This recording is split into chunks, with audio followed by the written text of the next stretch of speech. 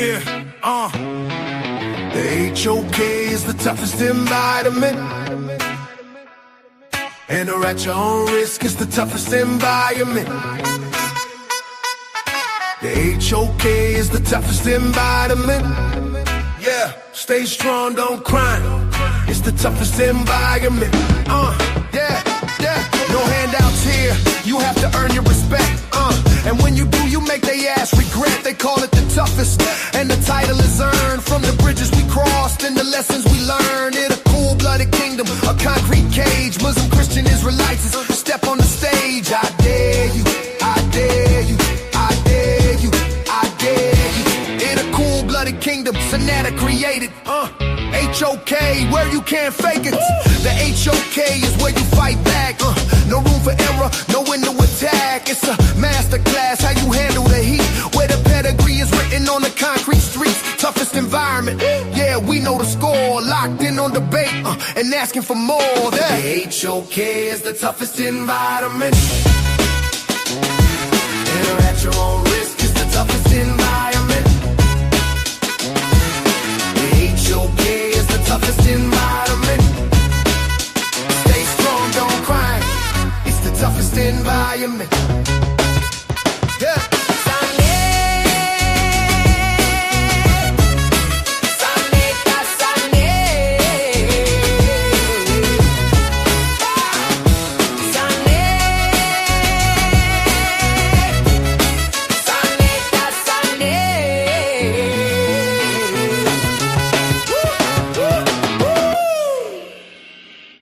Yeah. We're going to have a good session tonight.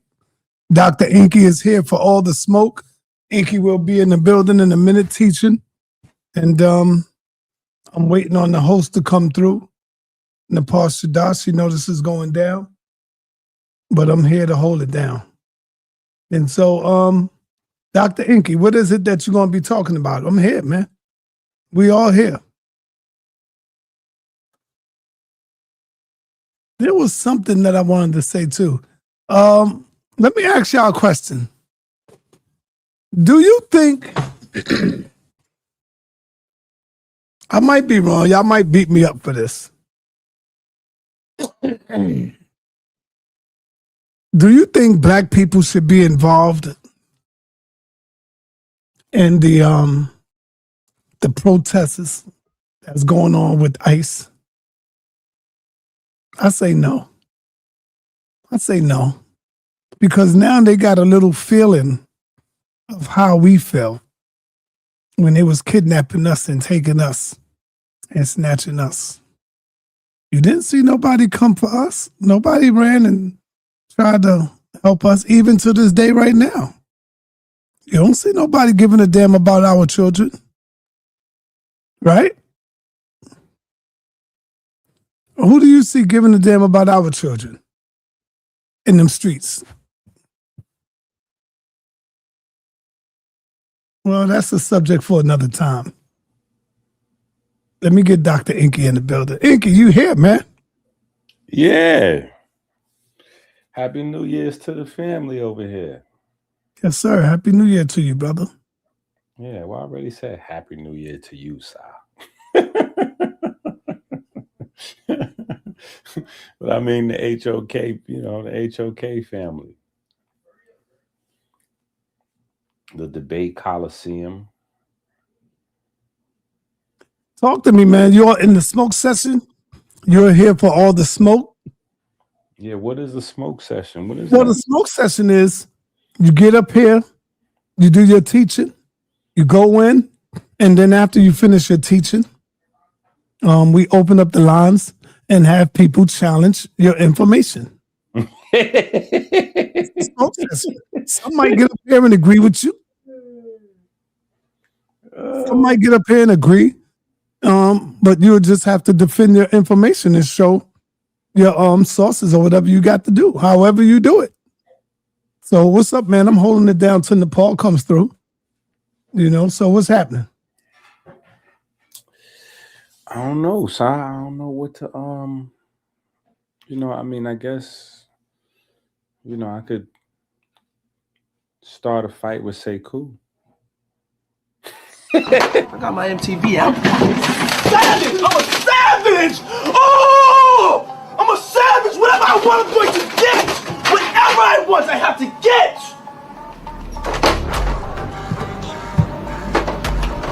Yes! What's next? What's next? I gotta get it. I'm not gonna stay down.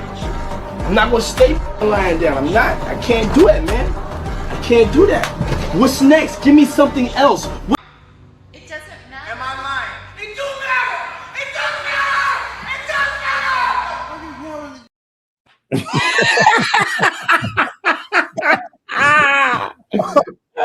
Wow. They be losing their boots up in there, man. Yo, yeah, loaded. Yeah, nah, I mean, yeah, I think that's what. But come on, man, you gotta save Sekou for another round. Teach on what you calling out. I mean, you can call out Sekou, but calling them out on what? And teach on it. Teach on it. Maybe the people could back you up or whatever. Sekou might even come in the building because Sekou been coming in on the smoke sessions too. Well, I believe that, yeah, Sekou and Enqi teaches the same thing. I think they teach that there's no such thing as African science. You made a good point. You made a hell of a good point earlier today, and I think I'm kind of swinging with you a little bit on this. Yeah, because that's ridiculous. When you say that there's no such thing as African science, that even goes along with I don't know exactly. I didn't hear everything you were saying, but it goes along with the last few things I heard you saying about, you know, who defends our children out in the street, like who takes care of our babies out there. I don't know the context of what you were saying, but what I was talking about was ICE. Now them people have a little inkling of how we felt when we was being kidnapped and taken away from our families and our children and our babies. So do you feel like they being kidnapped though? What else can you call it? They're being kidnapped. If you're being taken away from your will, that's called kidnap, brother. They kidnapping the people. What you call it? I don't know if I call it kidnap. What would you call it? I'm asking you. Well, let me ask you this. Let's change the context of it, because what you said is exactly kidnap. Right. But let's say, for instance, you came home from going out to dinner with your lady. And when you got home, it was already some people inside your house. And you had, you know, they didn't want to leave. They said, maybe, you know, we got to hold this down right here. We don't got nowhere else to go. Or, you know, we up in here, like we here. And so you had somebody remove them. Right. Okay. So would that still be kidnap if you had somebody remove them from out of your house? It's against their will. It's still kidnap, brother. Inside your house? Yes, they kidnapping you from inside your house. No. I'm talking about your house. I'm saying your house, Sanetta's house. Yes. If there were strangers that were in your house. Call has been forwarded to an automatic voice. Yeah. I'm saying you went out to dinner, you and your lady. Y'all went Right. out to dinner. And when you came back, there was intruders in your house. Right. And they said they wasn't leaving. And so you called to have somebody forcefully remove them from your house. Is that kidnapping? Of course not. That's different, brother. I thought you said they would be taking you from the house. No, that's not called kidnap. So I think that would be the other side of the argument. No, but everybody know what context I'm talking about. If Right. you in the street, about illegal aliens, right? look, check it out. If I'm walking down the street and somebody grabbed me and just handcuff me and take me away against my own will and put me in the car and take me somewhere, that's kidnapping, brother. Right, but we're talking about illegal aliens though, right? Yeah, it's still kidnapping. Don't matter who we talking about. When we was being kidnapped, nobody cared.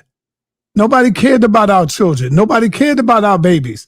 Nobody cared that we was being taken away from our mothers and fathers and wives and stuff like that. Nobody cared. You didn't see no other side coming coming to save us. And even today, till this day, nobody cared. No Palestinian cared about us. No Mexicans care about us. Nobody cares. So my question is, why are we all up in arms, bent all up out of shape? Because now they are going through what we're going through. And see, the only reason why you'll say, Blizz 77 and saw you bugging, I'm not bugging. I'm in my right state of mind. You're the one bugging. I'm giving you a perfect understanding of what's going on today. Nobody give a damn about black people and black children. And see, so you got to be bugging if you think they do. Yeah, I don't know. I definitely Maybe you can start off with that, Enqi, and see what the smoke say. Go in on that. I disagree. So they all disagreeing with me. They think you correct. They saying I sound dumb and I'm capping. How you know they talking about you? They didn't say that. They could be talking about me. Well, okay. Yeah, you don't know that. They could be talking about me. Fair enough. But I still disagree, though. I still disagree. I think that the concept of illegal aliens changes the conversation. How so? Because if it's I don't think it's kidnap if you trespassing. Brother, what the hell you think the white boy did? You don't think the white boy trespassed in America? You don't think Christopher Columbus trespassed? Hold on. And it was the job of the people that was already here to forcefully remove him. Yeah, but they didn't have the power to do that. Grand opening, grand closing. But it was still forced, brother. What are you talking about, Enqi? Grand opening, grand closing. A lot of blood was spilled during that time period. Right. But but what I'm trying to tell you is they had the right to attempt to remove those people. And they tried to do it. The fact that they tried to do it and failed is another conversation. You know why you sound crazy? Go ahead. Because what you are saying now is the white man is God of the whole world. The white man, hold on. The white man got to say so. The government got to say so where you can go as a human being. You are our slaves. And if you are found in America, that is against our law. So I will take you out of there. See, look, brother, this world belongs to the people. It don't really belong to a government. But hold on. I'm trying to teach you right now because you're dealing with slow gases. The world belongs to the people, to every living creature that's on it, right? But what happened is the government take control of it because they're the ones in power now. And so they tell you, yeah, go ahead, let's give them permission to fly. But we're going to make him get a passport. You got to go and get permission first. Hold on, but so we can know where you're at. But I think what you're missing, I think what you're missing is the fact that the government is the people.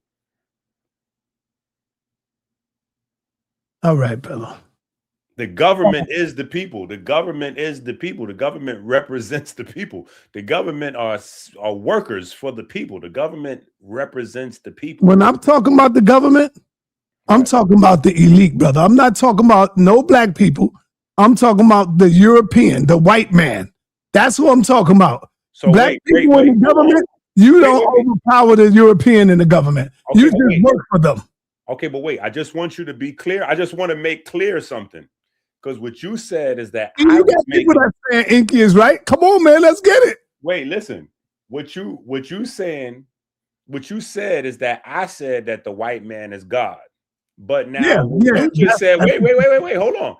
You just said the white man is God because you just said, to clarify and check me, you just said, no, Enqi, I'm talking about the elite, the white man.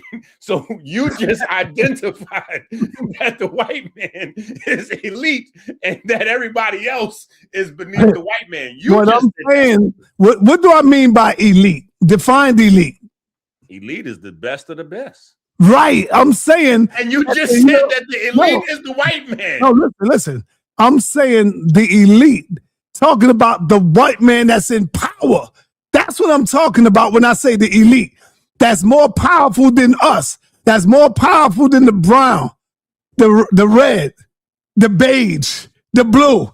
That's what I'm talking about. So he got the power. He make the rules, brother. That's what I'm talking about. So now they are in control where they try to tell you where you can go. This is not their world, man. But according to them, this is their world. This is their world, brother. They control the water. They control your food. Huh? Talk back to me. They sell you water that is naturally free for the people, for the animals. They sell you food, which is naturally free for the people. Hold on. And you can't even go out there and get land without having to give them money for it. So what does that tell you? Hold on. Side. All of those things you said sound crazy. Listen. Oh, man. First of all, listen. The water that they're selling to people is because they use certain scare tactics and they use other things. But this is not necessarily the government per se. These are companies. And they're purchasing the land that has water on it from actual people. So people own the land with the natural springs on it that other people saw the commercial possibilities of and purchased up that land. And now they're bottling that water. Then you have other companies that just sell you tap water. And so it's ignorance of people, ignorance of not knowing that your land is more valuable than people offering you money for. And on the other side, it's ignorance of not knowing that you're going to the store to buy bottled tap water. You know what I'm saying? If that's what you're buying, as opposed to spring or artesian or whatever the case may be. But even when it comes to the power of the government, that's the power of the people. That's the power of the people to pass laws, to revoke laws, to put people in place that's going to represent whatever. That's what we've been fighting back and forth for. You know what I'm saying? Like that's the whole concept of government. The government is not, we don't live in a dictatorship. The government is supposed to be represented by the people. So now if the people choose not to be politically active, whether that's on a local level, large scale, whatever the case may be, that's a choice that people are making. If the people choose not to pool their money and be economically active based on their money, you know what I'm saying? That's another choice that the people are making. You know what I'm saying? We have those issues in the Black community where we don't come together with our bread. So because we don't come together with our bread, we don't have our own institutions. We don't have politicians that represent us because we've known for quite some time that politicians are paid for. You know what I'm saying? So if we don't put our money together, we don't pay for politicians. They don't, like, it's not that the elite, the white man is better than, like, you said some crazy stuff already, Si. This show we only been live for like 15 minutes. You said some crazy. Don't get it confused. I'm not saying the white man is better than us. I'm saying he's the elite. But I'm saying he's more powerful. All right, I could have used the wrong word. Okay. But what I'm saying is he's more powerful than us right now. He got the Army, the Navy, the Air Force, and the Marines, brother. You're not defeating that. You're not beating that. That's what I meant when I was saying the elite. I could have used the wrong word, but I'm saying he's in power. He's making all the rules. He's calling all the shots. And for anybody to say Sarnetta is wrong, something really wrong with you, bro. Well, but he's not supposed to control the free people of where they can go in this world. And that's why I'm trying to tell you, he's doing that because he's playing what? God. No, I don't think that. He's playing God, brother. I don't think so. So I think I don't think that. Listen, because there's a such thing as property, bro. You know what I'm saying? If you own property, somebody can't just come onto your property and do what they want to do. You really believe that, brother? Do you really believe that? I know that to be a fact. You could shoot and kill somebody. You got so much to learn. If you own a piece of property and an intruder, it's videos on YouTube right now with people. Hold up, stop. It's videos on YouTube right now with home invasions where people shoot the people trying to break into their house and nothing happens to them because you're breaking and you're invading somebody's personal space. That person has the right to defend themselves and defend their property. All right. So when you expand that out to a country a country has the right to defend its borders because those borders represent the collective property of the people in that space. Unless you live in a dictatorship, and if it's a dictatorship, then it's something different. The property rolls up to the government or whoever's in charge or the king or whatever. But not in America. The property belongs to the people largely. Okay, watch this. Enqi, in America, you have a mansion. Mm-hmm. If the government believe you got something on your private property, right? They not knocking on your door. They kicking your door down. Watch this. Ask Tariq Nasheed what happened to him when they came to go to his house, brother.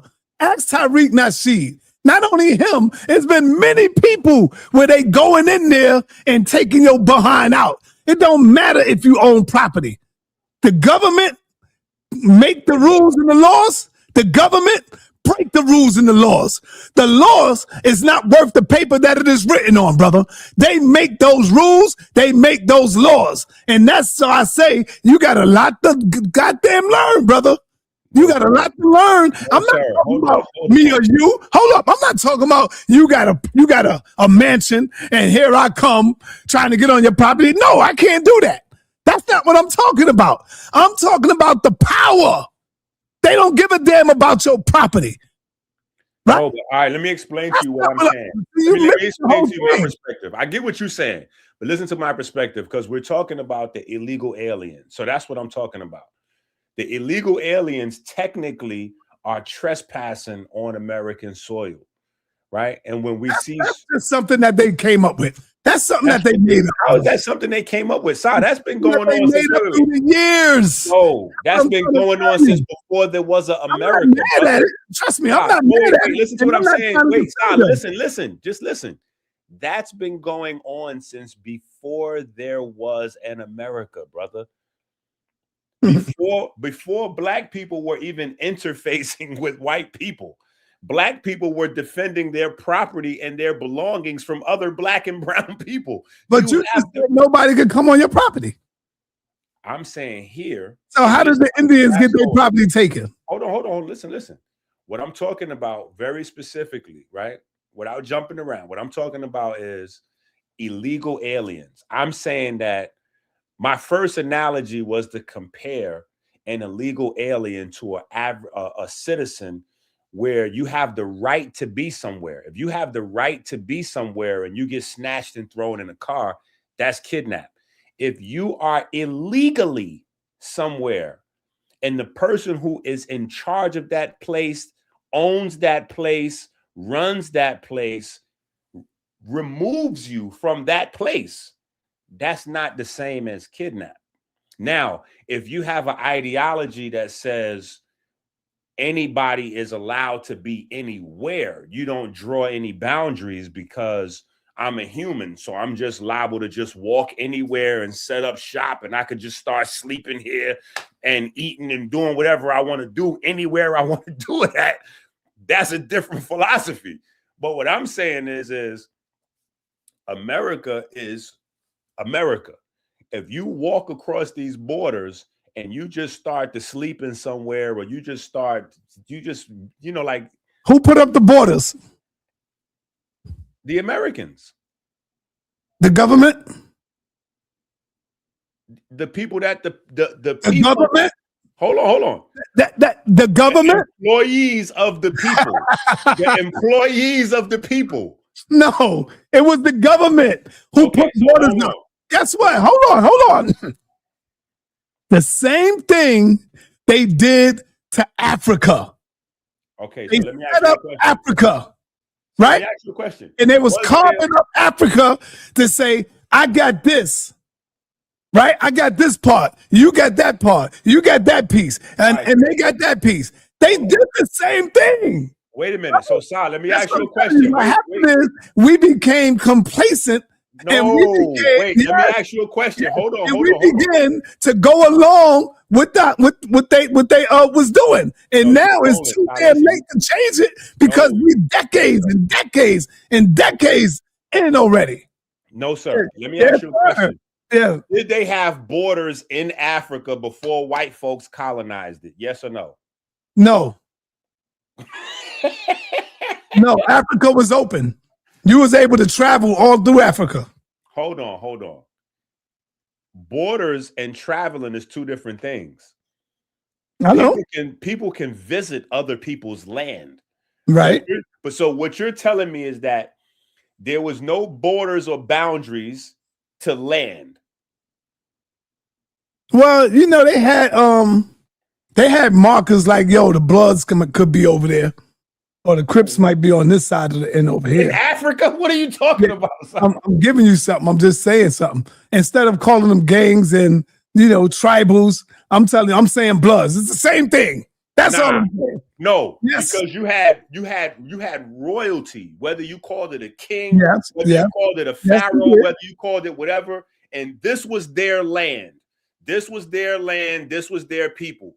You had tribes, you had chiefs, and this was their land. This was their people. And when other people invaded, whether they was brown, yellow, red, green, they got the business. Period. Yeah, well, I agree. So there's nothing different.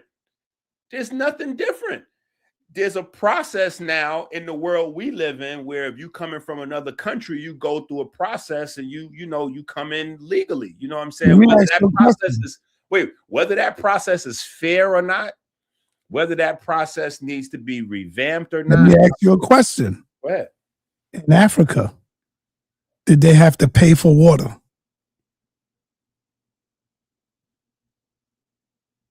You talking about old times? No, I don't think so. Right. Actually, you know what? They did. No, they didn't. Yes, they did. Yes, they did. How? Yes, they did. Because the water, they was drinking water on their own. They knew where the water was at.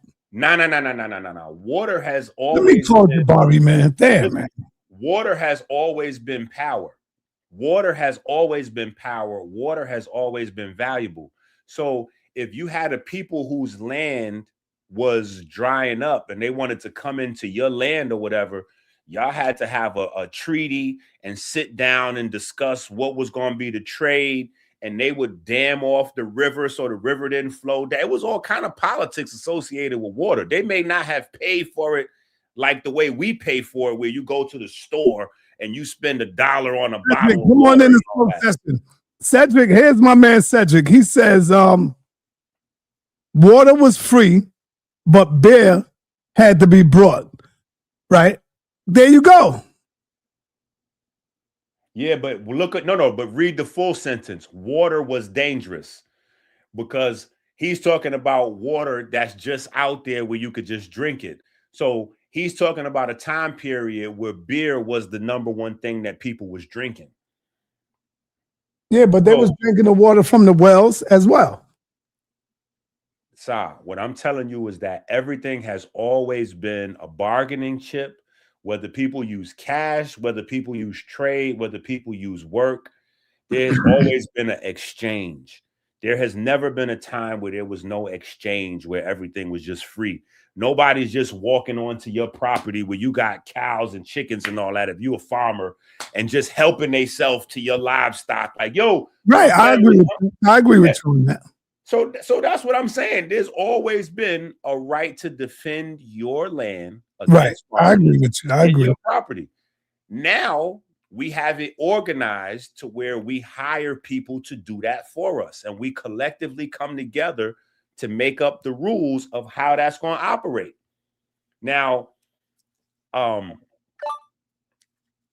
I do agree that, them rules may or may not work in certain people's favor, or there may be a whole bunch of, when it comes to the laws, that, things that need to be changed, whatever the case may be, but they exist and they are dictated by the people. You know what I'm saying? Whatever that means, you know what I'm saying? So it's not that the government is like a foreign entity that's like an alien ship just landed and they're controlling us and they're the elite over top of us and all that.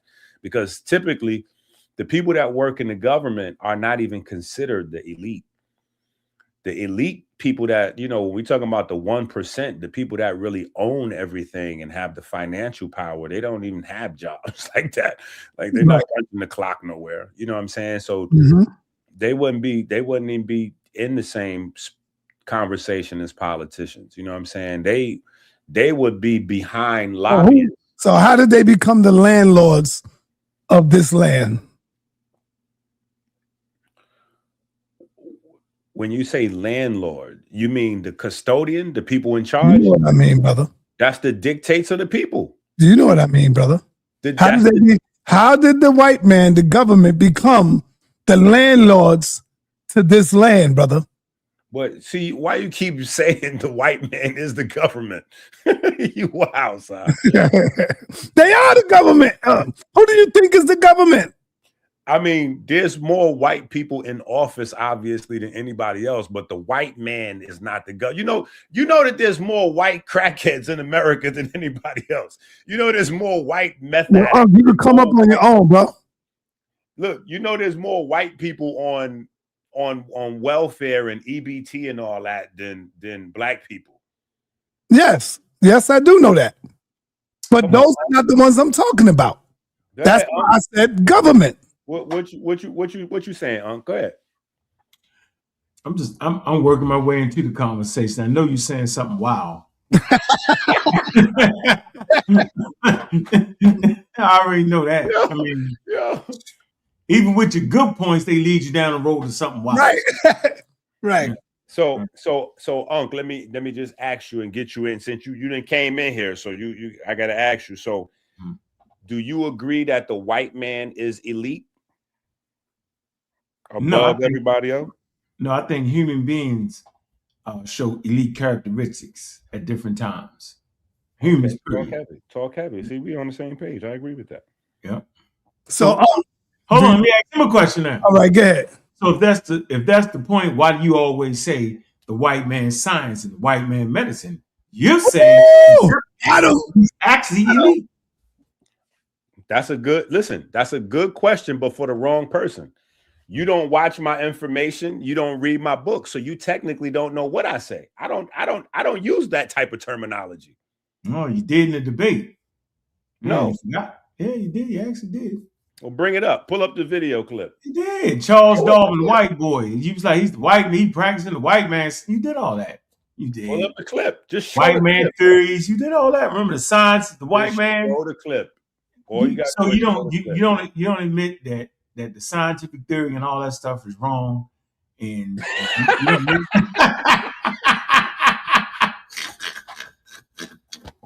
we cannot let Enqi get away. Oh, what are you doing? Man, we spent the whole month fighting over this, bro. No, so you slipped your way back into this conversation. I don't want to slip back on it. I don't feel like talking. You came in here on a conversation about what we talking about? Illegal aliens crossing the border and ICE and all that. And you just somehow flipped it into Darwin. That's crazy. No, I don't want to talk about Darwin, but I'm just saying, you do that though. So what about the illegal aliens that come into the country and ICE and all? What about that? Well, we started off. I guess we getting into a debative atmosphere because Sa was saying that the ICE is kidnapping the people, and I was saying I don't know if I necessarily agree that you kidnapping illegal aliens by rounding them up off the street. Yeah, that's not actually. Yeah, if you illegal in the first place, then you're already wrong. Yeah. So that's almost like saying if you here illegally and you have a kid and now you mad because they're not following the rule, it says if you born an American, then you're an American citizen.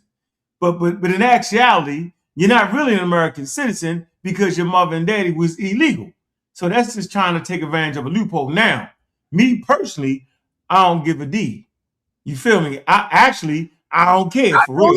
I don't either, but I'm always trying to hustle against the system anyway. Yeah, I don't either. But what I'm saying, Unc, is still kidnapping. Because when you say if you hit illegally, where did Columbus come? Did they ask for permission to come here? They came here illegally. Yeah, when there was borders set up around there. They came in there illegally. What I'm trying to tell you is the European and the white man and the government, they are playing God. They tell you where you can go. They tell you where you can fly. They tell you need permission from us. That's what I'm telling you. No, that's not true. Hold on, let me say this. Man, that's not true. No, they not playing God. They playing like an individual with a thermonuclear weapon in the army and guns to back on what they saying. I said too. I said they got the Army, Air Force, Marines, the Navy, all of that. So I'm just saying they came and took the country. They took it. They took it and developed it. They came, they took it and developed it, right? And now they say it's ours because in their laws they say it's ours. And so now you got to deal with the governing powers. Just want to make that point. But ours doesn't mean the white man, which Sa keeps saying. Ours means Americans. So let me ask you this question. Oh no. See, I ain't gonna do that. No. Okay, so you think that the ours means the white man? Generally speaking, when you say America, you're talking about 200 million white people. And not everybody else. And so no one would actually argue whether the United States government is comes out of the roots of colonialism. No one would actually argue that. Nobody, I wouldn't argue that either. Right. So what I'm saying, and what we say is we say they white people, generally speaking. Thank you. Hold on. But what we're saying today, what I'm asking you right now is, are you saying that the government is a separate entity from the people, or that the government is a representation of the people? I would say that the government is a representation of the people. But it's 200 million white people. But that's a representation of the numbers of the country. Yeah, absolutely. So I mean that's a great point right there. But let's put that into perspective, because now you got to add in, how did we get to this point? You know, you don't have. Let's look at the numbers of black senators, black judges, black mayors, high levels of black mayors, and then those numbers start to thinning out as you get going to governor. And we know we only had one half black president, right? We didn't even have an African American president. That ain't easy to figure. That's easy to figure that out. But by proxy, we say he's African American, right? No problem with that. But in reality, he was mixed heritage. Like, we gotta just keep it a buck. That's fine. We had Drake for president. All right. Anybody want to come in? Smoke session. Anybody want to come in and challenge Dr. Enqi? Information. Cedric, where you at? I see you in the chat. Where you at, Cedric? Now, come on, family. Come on in and ask Enqi any questions y'all have. Any questions? Now, any questions? Any questions? Charles Darwin have a scientific theory. Yo, was pangenesis part of his scientific work? Yo, Unc, let me ask you this. So look. What, man? What? Did the white man invent borders? No, hell no. You got Stella with ancient Egyptians creating borders. Thutmose. That's what I told him. I just told him that earlier. Yeah, that's what you told me, huh, Sa? Sa's trolling. He trolling. Sa said the white man invented borders. They put borders everywhere and they controlling everybody. Oh, wow. No, not at all. White people didn't invent borders. Humans invented borders. Some of the earliest borders you find in the Nile Valley. You know what I mean? So, yeah, that's where we at with that. Yeah. But it's hard for us to, I know this particular community and the groups thereof, there's a lot of banter towards white people. Instead of they banter going towards, what they can actually do to fix and change situations for them. There's too much focus. That, like, they've been fighting forever to science, some kind of way science is a white man thing and just religious ideas is black people. People in this community have argued that forever, that we invented invention. Go ahead. You know what I think the problem is, Unc? I think it's because you agree with Sekou that there's no such thing as African science. No, Sekou agrees with me. I had to beat him off that position. Okay, so you the one who originated that concept that there's no such thing as African science. No, science originated that. What do you mean science originated that? Meaning, now if you would say to me that leave it alone. He baiting you in. Leave him. He got you, Unc. What you doing? You want to relax? He don't got me. Come on. this is what I do. If he talking science, I do this. Okay, all right. So if you frame it right, if you can frame it right, that there are Africans that have been practicing proto-science and science since the beginning of the endeavor, I would say absolutely. See, you killed yourself, man. How? I said been practicing. What? You just killed yourself. How? So there is the such thing as African science, right? There's a such thing as Africans practicing science. No, there's a such thing as African science. No. You just killed yourself. You said it already. No, I didn't. I said Africans are practicing science since the beginning of time. Yeah, but that's not African science, bro. You just said that, brother. Okay, so Unc, let me ask you a question. Go ahead. What does the term African science mean to you? So, like I said, if you're just simply saying that Africans practice science, then I would say yes. But if you would say that there's a special science only practiced amongst Africans, then I would say, yeah, that's knock it off. That's what I'm saying. I think we got to be clear with our words. Great. And I agree. But I think when you say the term African science, you're taking the term out of context, because African science is not saying that there's a special science that only Africans practice. What are you saying? When you say African science, what you're saying is you're denoting ownership or creatorship. And what you're saying is that there are particular types of science that are practiced throughout the world that were created by Africans first and then shared with the rest of the world one way or another. So it is intellectual property of Africans. Okay. Turn on your camera. I would say the intellectual property is on humans, because at the time when these ideas were starting to be fostered, there was nobody called Africans. There were just different tribes and different clans. I'm just making a point that they was humans. That is a nice way. Listen, and I'm gonna tell you this. That is a nice way of moving the goalpost.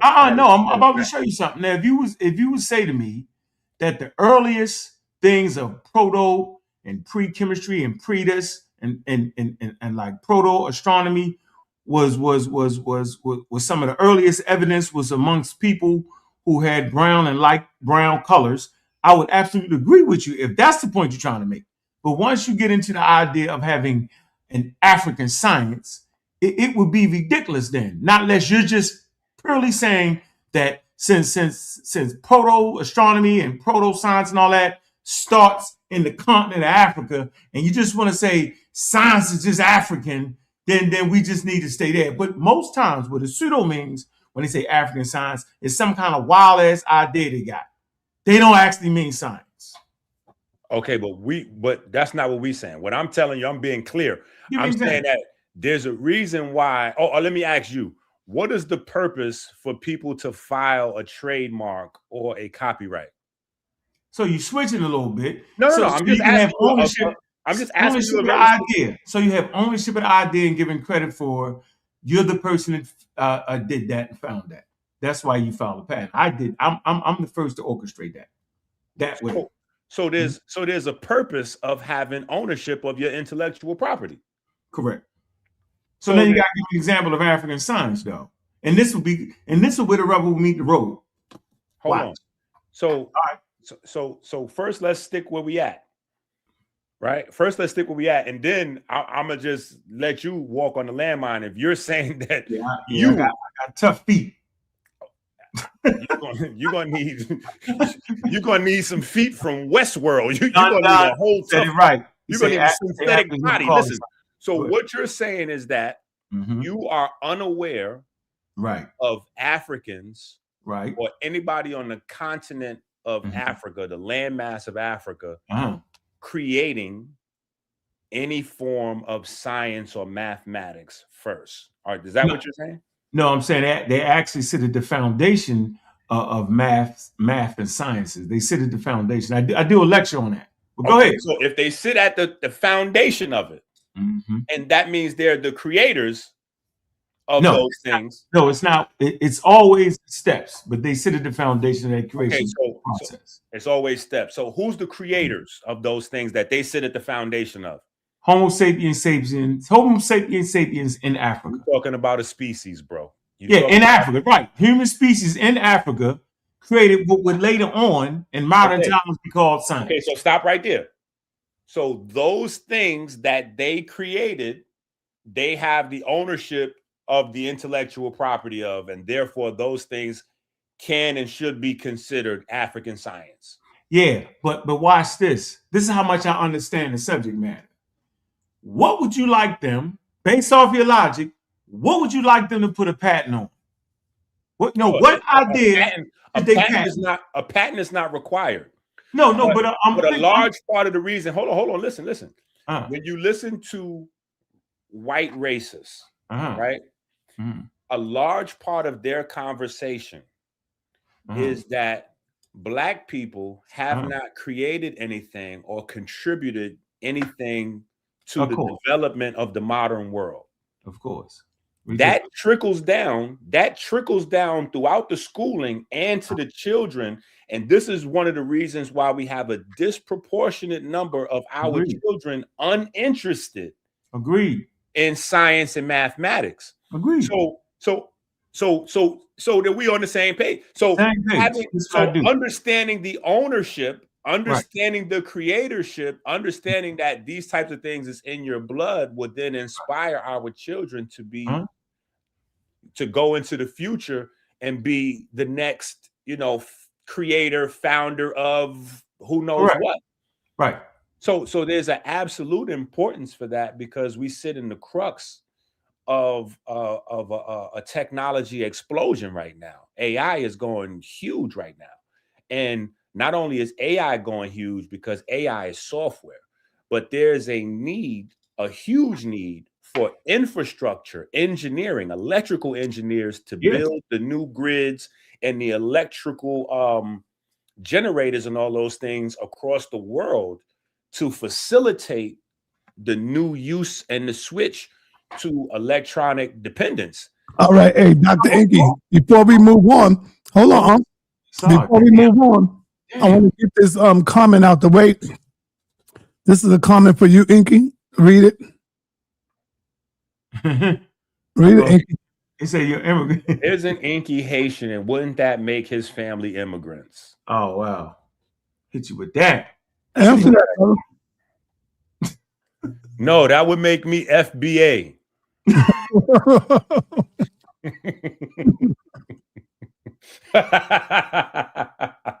Black trader. Black. Oh, wow. You ain't gonna answer that. I already know. All right, let me move on to Dazali. Oh, hold on. Yo said a few things here. He talked about how, why aren't we trying to give credit to Africans, right? Because that will inspire later generations. Well, you said that wrong. The truth is, in reality, Africans have participated in science, and that's how we tell our children. We have participated in science before it was even called science. That's how you say it. You don't lie and make up stuff like I know people want to do, okay? So, no, white people, although they have inventions under their name, but that is predicated over things that came before them, and so they may get a patent for it because that is their idea. So you give them that. If they had patents in those days in the Stone Age and in the Bronze Age, you would have patents for that. Not a problem, not an issue. The fundamental problem that we're having here is that our children do not understand. They put more value on religious thinking than scientific thinking, and they don't cleave to science because they're not raised in it. And so the lie is that white people have created everything. But you start to see white people more prevalent in modern science, which is still based off of the things that came before that. We got textbooks right here to say that. So because the lie is becoming the truth. Hold on. The truth is that science is a human endeavor. And as you go through time, you'll find different groups of humans adding on and participating in this all human endeavor. That's how it has to be told, bro. Right. But if you say human endeavor, then that takes away ownership from everybody for everything, because technically everything done on this planet is human endeavor. So when you say that overgeneralizes everything, because everything is human endeavor. Not true, yo. What do you mean? Everything is human endeavor. No, I'm trying. My point. When it comes to science, it's understanding the natural world around you, and that's what human beings do. All right, I got to bring on other guests. Cedric, I need you to read that comment, Cedric, when you get ready to speak. Yeah. I don't concern myself with the peanut gallery. All right. No. I ain't call out. I'm going to Dizali first. You after Dizali. Let's go, Dizali. What's up, Saw? What's up, Enqi? What's up, brother Onk? You know what I'm saying? Big up.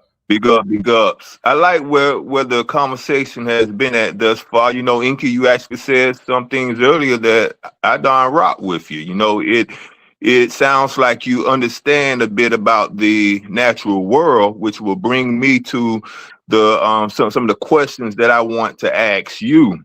You know, and I think that these questions, when we answer them, it will help some of the people in what said just called the peanut gallery, the listeners. So, Mr. Enqi, do you understand and would you agree that we live on basically what is a savage planet? You know, without any influence from God or any devil, that we live on a very savage planet. You know, it's eat or be eaten. We're constantly fighting over resources, etc. Do you agree that's the type planet that we live on, brother? I don't know if I would phrase it that way, but I kind of beneath the. I think you're putting a little bit too much sauce on it, but I agree with your basic premise. Sure. Too much sauce. I mean, if we go outside and we look at the ground, at the dirt, we gonna see ants trying to eat, bugs. We gonna see that everything. Each other. I'm with you. They're gonna eat us. So all right. So we live on a very savage planet that there's not any room for any other organism on this planet to have, I don't know, feelings or autonomy is a good word. Go ahead. All right. Thank you. So I think that a major problem with our people, and it may be with other people, it's like what Aunt was saying, how we're falling behind these other groups in technology and sciences because we like to lean upon morality, feelings, religion, et cetera, which kind of type goes counter to what this actual planet is about. Meaning, no one cares about our feelings. They don't care. When y'all were talking about borders, every organism on this planet fights for resources and creates borders and regulates their territory however they damn want. That's just a part of our natural world, right? You with me? Yeah. So, I think that you were just going a different route when you were saying that you were concerned about Black youth not having the will or the desire to participate in sciences because they don't know about the great inventions that Black people have made in the past. Me personally, I'm more of the wavelength, whereas I hit us from the other angle. Like, look, we're getting left. We're about to be stepped on and crushed by these Asians and white people if we don't get our act together. They aren't going to feel sorry for us. Yahweh Shah's not going to come and save us. Wait, let me just come in and interject. Yeah, go ahead, brother. But so here's what I'm saying, right? And I think that maybe some of us will agree, but maybe we won't, you know what I'm saying? But there's a point where other cultures have lied and claimed ownership over the creation of certain things. Mm-hmm. And I think the results of what we're seeing today is the fruition of the purpose of them lying to themselves and to the rest of the world saying, oh, we created this and we created that. It's to instill that level of entitlement into their children so that their children will feel entitled to continue the legacy of what their forefathers have done.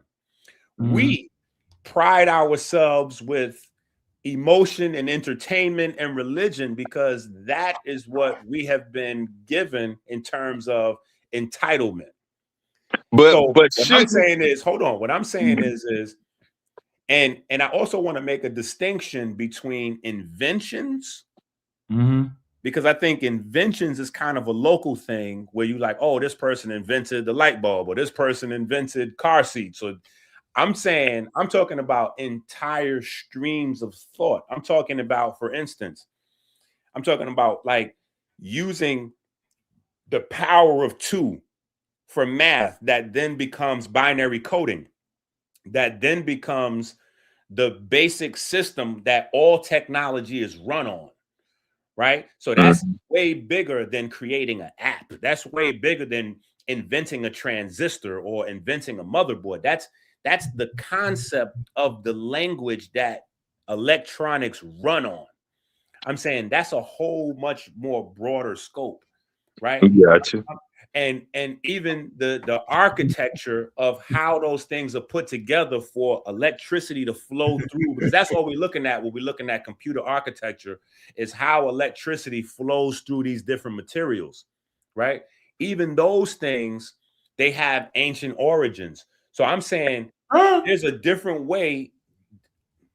Listen, if you're trying to get some sort of rematch, brother, we could set up some sort of rematch. Because I'm trying to tell you, hey, Dizali, me and you sitting here know damn well that this man don't care about what the youth get accurately. You know it, and I know it.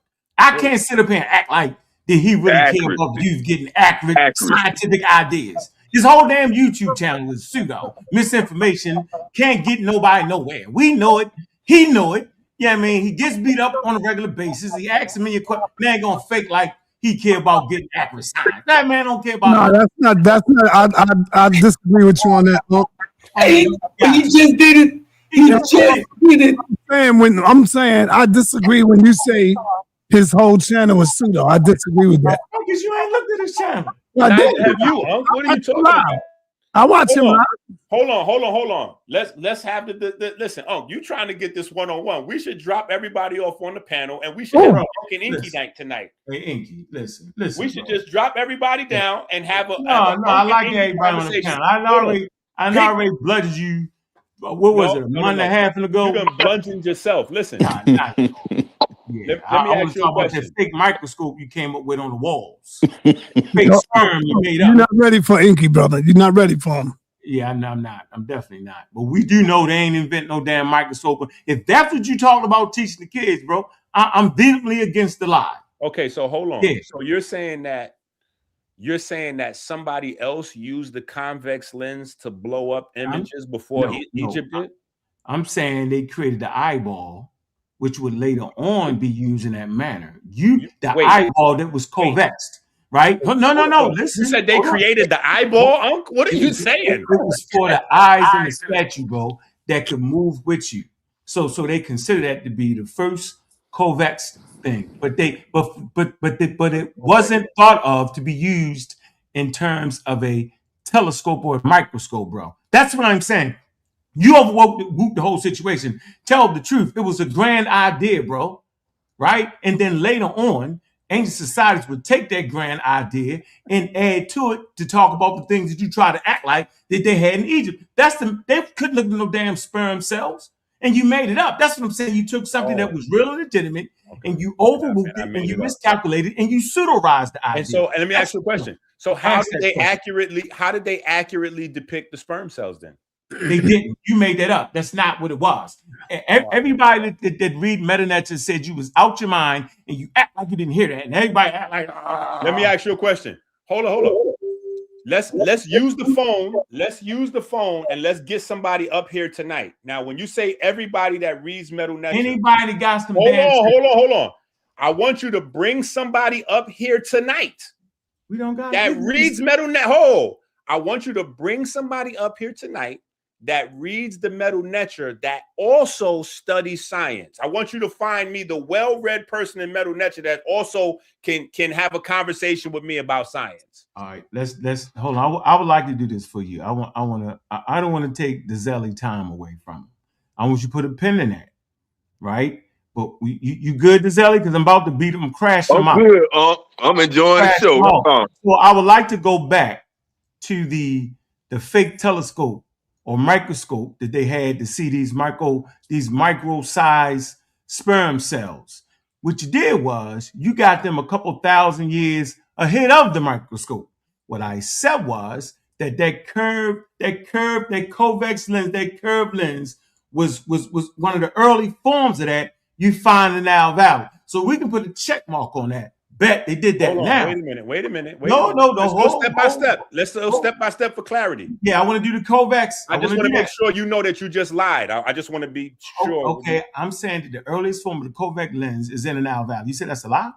No. I introduced that to you. You didn't even know what no, that you was. Didn't. No, bro. We talk about this all the time. Hold on. Wait. Hold on. You know I got the videos, Unc. You didn't know what that was when I introduced it. No, because you made something up that wasn't even. Hold on. You never heard of the convex. First of all, it's not a convex lens. It's a convex lens.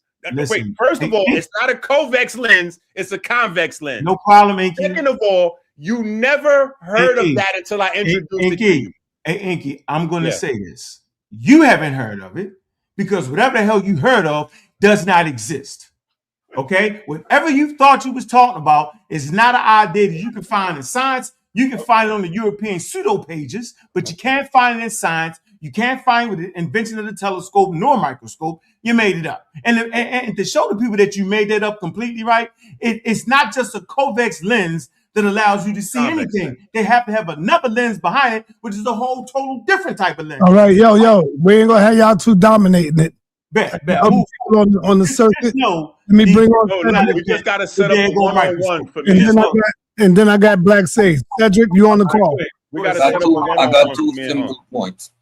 When Enqi is trying to do the linguistics flim-flam with regards to African science versus Africans who practice science, why use the word science if you want to give Africans a particular agency? If you're using science, the European context of the word, which means to know, then Africans have always participated in science. Now, flipping it to African science, that's a linguistic flim-flam you're doing. So then why use the word science, African, whatever?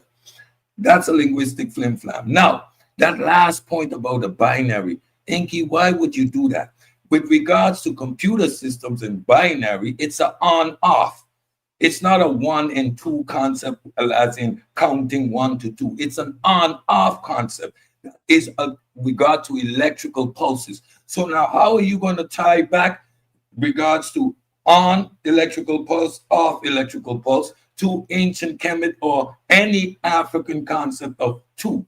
This is the flim-flam, and this is why our students listening to you won't get very far in science when you're fueling them with all of this nonsense. Your lips look crazy, bro.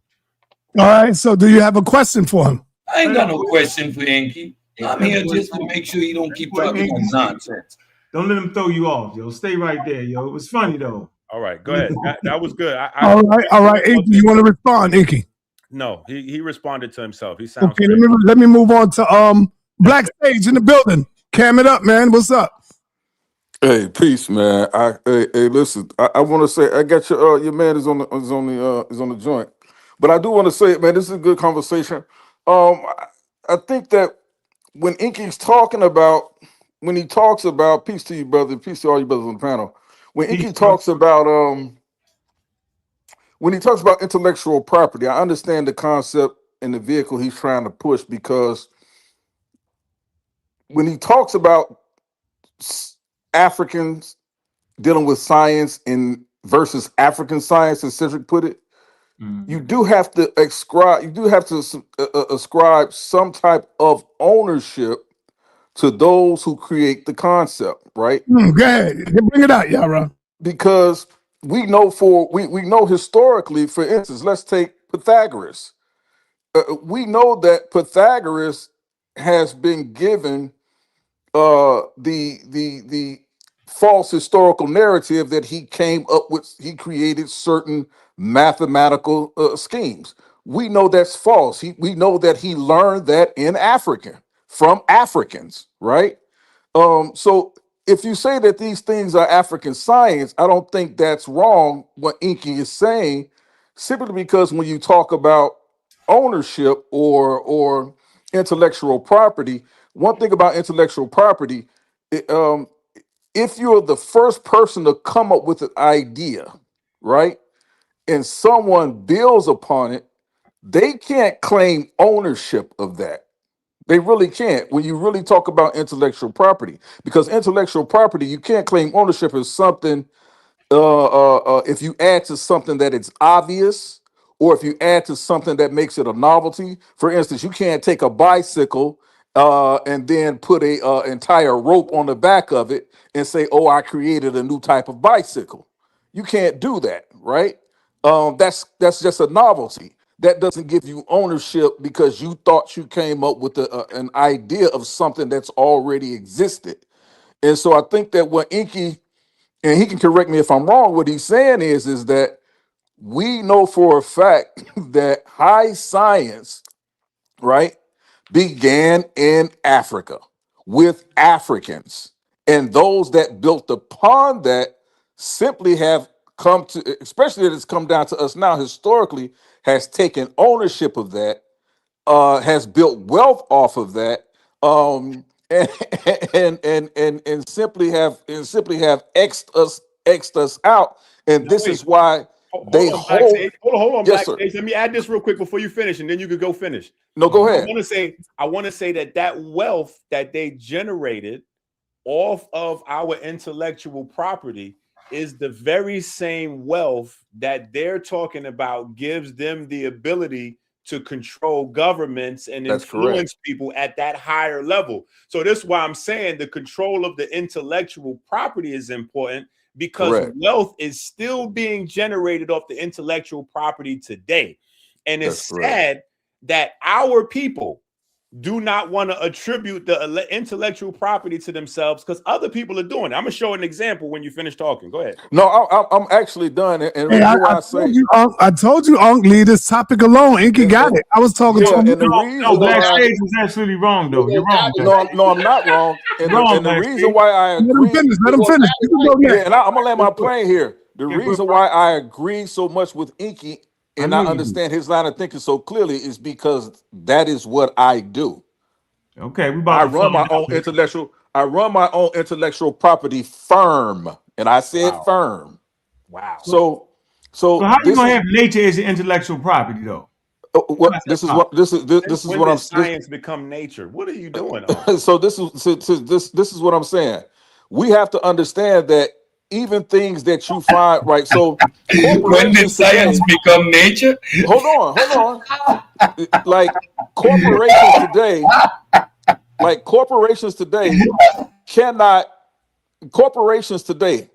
cannot own intellectual property, right? There's only one way they can do that. The only inventors can own intellectual property, and they have to assign their rights over to a corporation.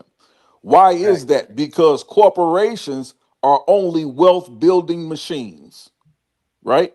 And so this is why monopoly rules come into play, different things like that, to sort of obfuscate the building of the passing along of wealth to people with generations. If you look at, if you talk, I thought you talk was about, you didn't pass the. yeah, I'm about to. I just want to give it one example. If you look at Eli Whitney and the cotton gin, that's one thing that we know in this whole particular conversation, right? Because we know that was a black invention. Yeah, they stole it. Nobody's arguing. No. Listen. It's not about them stealing it. It's more in depth than that. It's the fact that they wouldn't allow black people to own a patent. They wouldn't allow black people to own their intellectual property. That's not what we're talking about right now. That's absolutely what we're talking about. That's absolutely what he's saying, though. That means he done chopped off the top of the day. No, but that's what I'm. He's parking the plane. He's pulling it into the hangar. Yeah, that's all. I'm gonna say that's all I know. Okay, go ahead. Is what he's saying. I'm gonna land my plane right there. But that's all I know. No, it's already landed. You parking. Keep going. You parking it right now. Go ahead. Hey, that's all I was saying. That's why I understand. Hey, Saab. Go ahead. Let's Gallup, yo. Hey, Saab, go ahead and hit the share screen real quick. Wait, stop. Hold on. Enqi. Okay, you got to go after me on this one. Okay, go ahead. All right. Now, the overall reaching point before he started super gift galloping was that we was talking about Pythagoras. Super gift gallon. It is a super gift gallon. We're talking about Pythagoras. So let's go right here. Let's read what y'all think the white people are saying about Pythagoras. It's right here. It says the mathematics, right? The Pythagorean theorem, okay, is the fundamental relation of Euclidean geometry. Now watch this. Now, hold on. Wait. It's no such thing as Euclidean. Well, how you say the name? Say it proud. I know you want to say it right. Elucid. How you say his name? Euclid. Respectfully, Unc, how could you be familiar? Just go ahead and say it. Come on. Hold on. How could you be familiar with what you're trying to tell us? That's not how you say it. Elucidin. That's not how you say his name, yo. How you say it? How could you be familiar with this material if you don't know how to? All right. How could you be familiar with this material if you don't even know what? No, the same way you can say all the words right and mess it up all the time. No. So maybe hold on, y'all. Hold on. No, hold on, because we don't need everybody talking at the same time. Okay. Hey, Black Sage, you was finished? Yeah, Ben was finished. Lucid, he was getting on because I pronounced. All right. Let Enqi go without interruption, brother. No, it's me going. It's this nigga. Okay, it was you. All right, go ahead. Let him go without interruption. Okay. Lucid, what's the name? Look at how you say his name. Go ahead, Enqi. What I'm saying is if you don't know the name, you don't. Man, I'm asking you now, bro. Come on, bro. Say and I'm answering you. I'm saying, hold on. You're not familiar with this material. I am. I just pronounced the same word wrong every time. You keep cutting them off, brother. I'm not. I asked him to pronounce the word for me.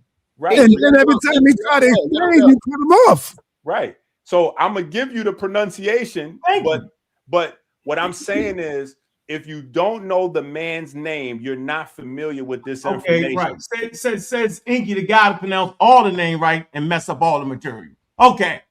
It seems to be no correlation in pronouncing the name right or wrong on whether you get the information. Euclid is the man's name. Euclid. I said that. No, you didn't. You said Euclidean. And then I said Euclid. Stop it. Let me move forward. This is on video, bro. You can't just always get. Look, you do it every time. Like it. Okay, go ahead. Go ahead. You just ain't get me last round. People love to see us argue. Go ahead and have your. Yeah, it's all good. You got me. I pronounced it wrong. Let's go to the history, right? And so I think this is important. The history of it, right? Now, this is what y'all claiming the world don't tell us. Yeah, because it's in a secret vault called the library or damn encyclopedia. It said there is debate whether the Pythagorean Pythagorean was discovered once or many times in many places. And the date of this discovery is uncertain, as is the date of this proof. There you go. So it's telling you right there that it can be created in different places. Now, let's move here. It says written in 1800 BCE, the Egyptian Middle Kingdom, the Berlin Papyrus 6619. It says includes a problem involving two squares whose area sum to the third square, whose solution is Pythagorean triple 6, 8, 10. But the problem does not mention a triangle. According to Plutarch, the ancient Egyptians did know about the 3, 4, 5 right angle, identifying its side with Osiris, Isis, and Horus, respectively. So what this is clearly saying is y'all sitting up here making up stuff lying, because an encyclopedia clearly tells you that the Egyptians, you know what I'm saying, had part of it, right? They don't know exactly where it was invented of. All the things y'all claim they're not saying, they actually saying. That was my whole point. That's it. We don't got to make it up, yo. We can just actually read stuff and get it right. That's it. But wait a minute. So hold on. So I'm going to take it down and bring yours up. Wait a minute. So you disagreed with me in order to agree with me? No. I disagreed at your framing making it up, because we can go read. No. Hold on. But that wasn't my framing. That was your framing that I made. What was your framing? I said, hold on. Because I was the one attributing ownership to the Africans. You were challenging that. So now you just read this, and then you just read that the African. Okay, so anyway, you had your moment. Now go ahead, Sai, hit the share screen. Take that down and hit the other share screen. I got you. I'm gonna put it up for you. And then Hercules go, because Hercules, that's his favorite shit to talk about, right, Hercules? All right. When it comes to math. Okay. You know it. So now let's look at this here. Yeah, and I'm saying just keep it honest though, and you don't lie, because that ain't what I did. Don't lie. Okay, but all right, thank you, sir. Hold on. Yeah, you don't have to lie though. You have to stop with these multiple attempts at creating little No, I just said narratives. you don't have to lie. You don't have to lie. I simply said they've been telling us that it wasn't that they don't have proof that it was just Pythagorean. They've been saying that, bro. That was my whole point. That's it. Did you land your plane, brother, or are you parking and putting yours in the hangar? No, I want to park it and I want to push the button to the daggone elevator. I am saying at no point did I say what you said. I said. There you go. I just get off the elevator. You want to press the button to the yeah, I want to press the button to get on the elevator. Yeah. All right. No, look. Here's what I want to just slap you and your man Cedric up a little bit. All right, slap us up. Go ahead, bro. He be coming on looking crazy. Okay, so now he made it. He had his moment about the binary coding and how I made that up and all that, right? Did we agree on that? Did he have his moment and said, I just made that up with the binary coding because powers of 2 don't have nothing to do with the computer? No, I didn't say. I don't know about that conversation. No. Cedric just came on and said all that. We didn't. Yeah, Cedric said that, and he was wrong. I just didn't go into it. Oh, okay, exactly. Hey, Black Shade, you didn't get why I read that though, Black Shade? Okay, now hold up. Yeah, I understood why you read it. Why did I read this happen to Cedric, brother? Just let this happen. I just want to ask. Hold on, Black Sage. Why did I read that though? To say what? Listen, I want you to relax. You read it because you wanted to prove a point that I was correct, and we appreciate you for proving that. Black, you see what he doing, Black Sage? See, I can trust you. Now look. Now we're gonna go. Hold on. Go ahead, Enqi. Go ahead. But I understood what you meant. Bro. Thank you. Go ahead. Now we're going. Get me, Enqi. Get me. Now we're going to the Department of Computer Science with Nona State University. Oh man, okay. Take a picture of it. Says you gotta get it's the what? It's on the screen. Y'all can come back and YouTube it and do whatever y'all want to do. The paper's right here. All right. We gotta make sure you ain't over whooping the paper. Oh, I could have made this up. I know. Yeah, you won't have the same conclusion as the paper. Go ahead though. Okay. Well, let's just read the abstract. Would you like to read it for me, Young? No, remember I can't. I'm gonna mispronounce words on air. Correct. I can read it for you though if you want me to. Okay, go ahead. We'd love you to do it. It said the critical piece of any successful curriculum is a robust example of what's this primitives? What is that? Can't see it. You say it. Go ahead. I mean, I can't see it. Permeates the key concept of computer science. We refer to an example as. Now I'm reading it. Oh, all right. We refer to such an example. Can you see it now, Cedric? I put it on it. Can you see it now? See how I did that? A good CS complete example is applicable in CS1 and CS2 and discrete mathematics. Approximately 4,000 years ago, the ancient Egyptians used the numbering system to serve as a prototype CS complete example. In this paper, we outline the use of Egyptian numbering system as an example that naturally extends to C1 and C2 and discrete mathematics.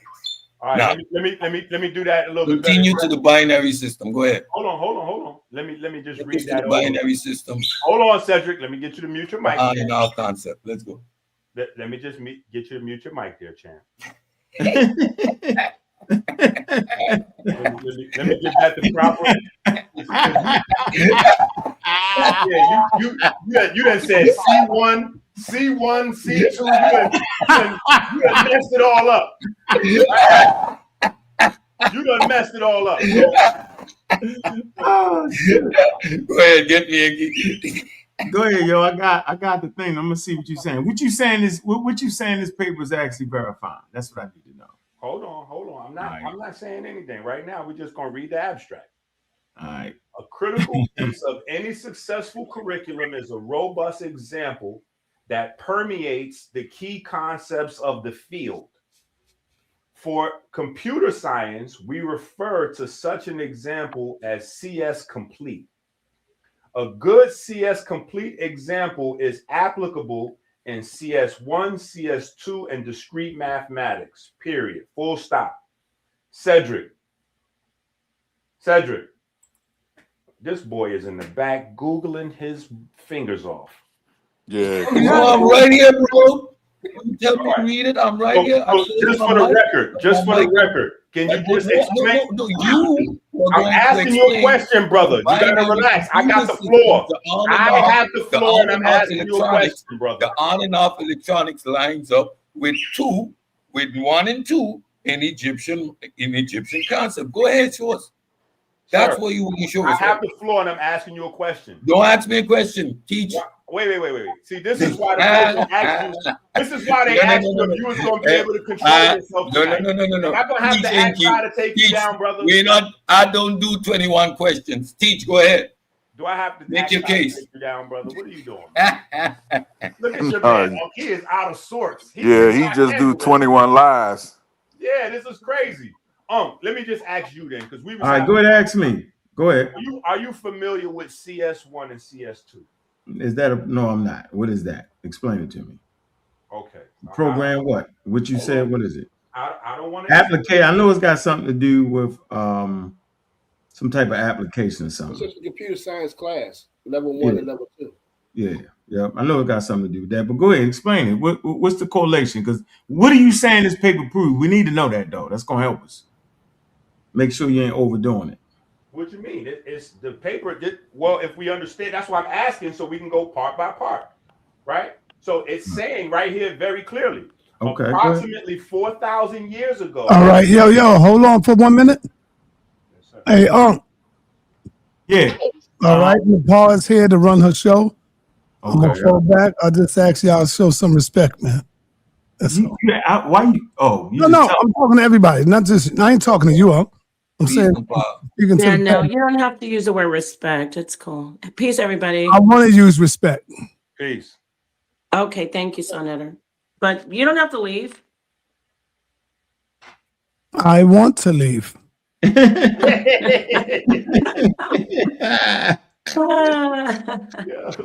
Okay. All right. Continue, Enqi, please. Okay, so it says approximately 4,000 years ago, the ancient Egyptians used a numbering system that serves as a prototype CS complete example. In this paper, we outline the use of the Egyptian numbering system as an example that naturally extends through CS1, CS2, and discrete mathematics. Gotcha. Okay, so what did you take away from that abstract right there when you say you got me? I mean, you basically saying that the Egyptian system can be represented as a model, kind of, sort of, right? Yeah. Come on, yo, you trying to play me like I'm just a crazy dude, yo. That's what I'm getting. Hold on. Wait a minute. I'm not trying to play you like you a crazy dude. I didn't say. Y'all trying to play me like I'm a crazy dude. No, so I never. I come up here and I say that the Egyptian mathematics system was the blueprint for what we have today in the computers. I didn't say nothing though. I didn't argue against that, bro. Okay, all right. So did I? Did I argue on that? What did I say? He made a claim specifically about the binary system, and I called his bluff because that is not about counting. It is about on and off, right? Represented by a 0 and a 1. The Egyptian system is a 10-base system, and it has nothing to do with it. He just overruled it and stretch it. I got you. It's providing a conceptual bridge, though. I mean, I understand that. It's providing a bridge to the next level. That's what I was thinking. But so it's falling like I'm saying. It's steps. Like to Hercules. How you doing? Go ahead, Hercules. You don't overmove it though. Whatever. It's the pseudo killer. It's time to kill the pseudos tonight, baby. All right, go ahead. Was I wrong though? Was I wrong, Hercules? I mean, I want something. So, first thing I want to say is that finally I agree with you on the immigrant piece. I agree with that part. But when we get to the science part, what I'm saying, I definitely backing up with Enqi because so if you probably don't know, brother Enqi, my degree is in Mary and Nicole, man. Then I know I'm right. Whatever. Here we go. My degree is in mathematics. So when you talk about African science, again, I showed y'all this book when I did my presentation, this book right here, where they go into and they explain the difference in the science. Whoa. Can you put that on the big screen? I gotta interrupt. What is that right there? That is crazy. That's nasty work right there. Yeah, What's can you the put name that of on the that big book, brother? screen? Oh, What's the name of that book? Can you read that out loud?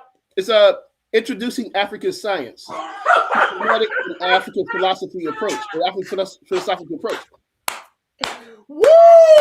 So, well, hold up. This is the thing. I understand you guys' point, Onk's point, and the pseudo killer's point, because I know you guys don't read these type of books, because the brothers and sisters on the continent are discussing this topic, and they've been doing it for the past about 15, 18 years. They've been doing this.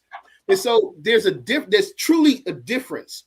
And when he goes in, and one of the main things that he says in the book, I forgot the page, but he says that one of the main difference is that when you're doing African science, the principle is you have to include the non-physical into your research. And we know Western culture does not do that. They deny the non-physical world. Okay. You go again.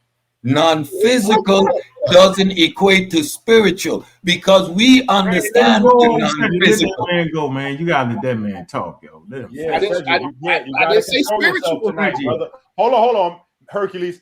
Continue your build. Do not let Cedric's emotional outbursts redirect you. Keep going. I didn't say spiritual. I just said non-physical world. So what is that? What is explain that to us, yo? Not okay. Now, well, one of the things when we talk about the non-physical realm, what is that? You know what non-physical mean? It means I don't, bro. Explain it to me so we have it, because I'm thinking something invisible, not just to the eye, but has no physical properties to it. Because just because you can't say a microorganism does not mean it does not have physical properties. You're talking about something without any physical properties. Correct. Basically talking about a ghost, something spiritual. That's all I'm saying. I want to make sure you're saying it. Correct. So then Cedric was right then. But thank you. Go ahead, brother. Correct. Something that does not have physical properties is the non-physical realm. And we know that you could prove these non-physical worlds with mathematics. Mathematics proves non-physical worlds. We know that happens. We know that's true. So when we talk about African science, it's not just a science that investigate the non-physical world. It's also a science that looks into going into a different direction and try to develop tools for humans, develop resources for humans in a better way than what Western science do. Example, like, in Western science, it doesn't care whether or not you do pollution, you're polluting the planet or not. It doesn't, as long as you're making a profit. When you do in African science, and the reason we're saying African science, the reason we Black science is just because we just trying to come into a common understanding, a common word, because we know that especially in the ancestors and the Kemet, they didn't have a word for it because it was all incorporated into one. So there was no one word to try to describe mathematics, science, and spirituality because it was all one. So that's why. No, say it again. Slow. Good. I like where you at. Ho. You said something that was important. You said that African science is different from science. No, I'm saying different from Western science. Okay, and the distinction between Western science and African science is they have figured out a way to prove something that doesn't exist in any type of physical property at all. They have figured it out, like they can actually prove God through African science, through the unseen world. Yes. Okay, thank you. I want to get in here if I can. I wanted to ask the Herculean a question, and then you can just expound on it, or you can explain. So when you say non-physical and you say that it can be mathematical, that mathematics can prove it, isn't that incorrect? I mean, how can it be physical, and how can it be non-physical and still be related to anything mathematical? Yeah, what would be your parameters? A lot of people that's watching right now probably have backgrounds in computer science and engineering, electrical engineering stuff. So they would tell you that when you're dealing with circuits and the loop circuits in electrical engineering, you have to use what is called imaginary numbers. Imaginary numbers do not map to our realm, do not map to the 3D realm. They could only map to the fourth dimension and higher. Okay, so this is the part where mathematics gets into the non-physical realm. Okay, because when you start to do higher math, when you get past differential equations, matter of fact, in differential equations and above topology and like rational points, doing rational points on the curve. If you're doing, you get into real analysis and stuff, you start to deal with higher realms and no longer the physical world. It's all quantitative to the physical world. So when you're using numbers, you're using word language incorrect and on purpose. Fourth dimension. Let me just say this. Define the fourth dimension. Define for us the fourth dimension. Because what you're doing, slow the conversation down. Fourth dimension. What's that? You said what? The fourth dimension? What's the fourth dimension? In computer science, what would be the fourth dimension? The fourth dimension would be the fourth dimension. It's just the fourth dimension. What are you talking about? You want me to define it mathematically? Quantify the fourth dimension. There's a quantification for the fourth dimension. The fourth dimension. We call that time, right? And the relation and our ability to compute, especially over quantum time, brings that fourth dimension into play, right? We understand that. Wait, hold on. I don't think you do. Wait a minute. Hold on. I don't think you do. Wait a minute, Hercules. Hold on, Hercules. Here's the problem. Here's the problem, Hercules. And because there's a difference between listening versus waiting for your opportunity to talk. And so what Cedric is known for doing is not listening and just waiting for another opportunity to interject because he's looking for a disagreement. All right. So let me just say this. Here's the thing that we have to understand. Right? There was a completely different understanding of what physics and what physical meant before the 1900s rolled around. The science of quantum mechanics expanded the definition of what physical means, because when you introduced quantum mechanics went beyond what an atom was. Originally, an atom was what the smallest thing conceivable was. Once we get quantum mechanics, we realize there are things smaller than atoms. And so we have to begin to quantify these things with abstracts. And that's where maybe the language is missing. We have to use abstract concepts because there are things like the uncertainty principle that you can't nail these concepts down. We know they exist because we can infer them from the results of other tests and substances and by what the results are of how they impact us. Wait, so we can infer that uncertainty principle. Hold on, brother. Let me try to answer her question. Let me see if I can answer it this way. If you use complex numbers, what we call complex numbers today, complex numbers describe the non-physical world. Okay, they describe the fourth dimension. They only map to the fourth dimension in higher dimensions. So I hope that answers your question. How can you quantify the fourth dimension? You would have to use complex numbers to map to the fourth. They can only go to the fourth dimension. And I'm saying, and I've said this, that our ancestors had an understanding of that. So now it can only go to the fourth dimension, right? So there's no dimension. Okay, thank you, Herculean. Let's hear from Cedric. Go ahead. Cedric. So we understand how the fourth dimension works, right? Fourth dimension is a representative of time. So when we're using computer modeling and especially quantum computer science, we're going to take the fourth dimension into consideration because the speed at which we're computing, right? He just was talking about fourth dimension. Now he just rests his case that we go to the fourth dimension because we understand that. Right, brother. If you're relativity, though. I wasn't allowed to cut you off, right? That's different. So now, it's only one mic. Then we're going to look at the concept which you correctly said, Nepal. He goes from the inability to explain how you're going to quantify anything mathematically where there are no parameters.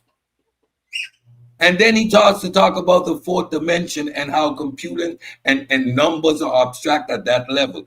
However, his whole endeavor was the ability to use mathematics to prove God, but he has no parameters because none exist. Cedric, hold on, Hercules. Wait. Hercules, hold on. Let me answer. I'm not gonna be long. Let me say one thing. I got one thing, Enqi. Cedric was talking about general relativity. That's different than complex analysis. Right. And listen, I want you to do is, because listen, you fell for Cedric's baloney. He came in with his interruptions and got you off your square when you was breaking down the book. You got to go back to that. But hold on, Nepal. Can you hit the share screen for me real quick, Nepal, one time for the one time? Yes. Yeah. Oh, wait a minute. Hold on. Yeah, it's right there. That's one second. Maybe he has to hit the share screen. Okay, you should see it. Okay, here we go. So here's the question we asked. Are imaginary numbers used in electronics? Here's the answer we got. Yes, imaginary numbers are crucial in electronics. Agreed. No, we don't need to interrupt. What we were trying to establish with mathematics and abstract numbers. We understand it. He was going to establish God with his abstract mathematics. Remember, stay focused now. We're not talking about ready to do this all night. Nepal. You got to get control over the platform. Everybody, go ahead. Let's let Enqi get this out, and then you can come in, Cedric. Go ahead, Enqi, please. No, Cedric can't come back in. He got to relax. Why can't he come back in? Because he's not dominating this conversation. I said you can go ahead and show your. Hercules got to finish. He totally. Okay, whoever wants to come in, go ahead, Enqi. Okay. Yes, you got it. Imaginary numbers. Let me start from. So we asked, are imaginary numbers used in electronics? The answer: yes. Imaginary numbers are crucial in electronics, especially for analyzing AC circuits, because they simplify calculations involving phase shifts and reactance from components like capacitors and inductors, allowing engineers to represent impedance and phasors as single complex numbers. These are the concepts that he's talking about. Cedric wants to take this conversation from something that he's uncomfortable with, because he knows nothing about imaginary numbers. He knows nothing about complex numbers. He knows nothing about electronics. And he wants to turn this into, did God exist or did Jesus exist? So we could turn this into a much lower level conversation where he can thrive at. This is where the conversation was at. And the brother was breaking down this from the book there. So for the people at home, you can simply Google and simply ask, is what the brother's saying 100% accurate, that in electrical engineering they use imaginary numbers and complex numbers. You have no self-control, Cedric. That's why they asked you when you first popped on the platform, will you be able to control yourself tonight? Now, clearly the answer is no. Wait, Cedric is feeding off what Nepal, can you repeat your question again to show how this whole question? I think that's a good idea. That's a good idea, because the imaginary numbers and such is interesting, but he was asserting that he can prove a non-physical realm with math. Yeah. And so the understandably, the argument, the pushback would be, how, if dimensions are, defined and quantified with math, with the math that we know? How can he do that? Because math is being used to detect these dimensions and then expound upon them. And after math proves things that we could not see with our eyes or touch with our hands, then it becomes included in the normal realm of physics, which is the reason why I said quantum mechanics has expanded the definition of what physical is. The definition of what was physical in the 1600s is not the same as what it was in the 1700s, because we had to make room for things that at one time were considered to be non-physical. And those things were proven by math. And so now those things that were considered at one time to be completely non-physical, quantum mechanics has opened up a space where now those things can be discussed within the confines of physics. Yes. Right. So would we just say that it is physical then? When we would stop saying non-physical, correct? Once we can prove it with quantum physics, would we stop saying, oh, this is non-physical? And then my point is, I'm going to hand the mic back to the panel. Anybody can get the mic, I mean. So if we say non-physical, and then we know that it can be proven with math and with quantum physics, therefore it's now observable in the natural world and it's becoming not something supernatural, correct? Wait a minute. Anybody? Okay, here's my. You're absolutely correct, and that is why I interjected the moment he said African spirituality. You got one more interruption, and I'm out for the night. I'm just letting you know. I'm just gonna leave.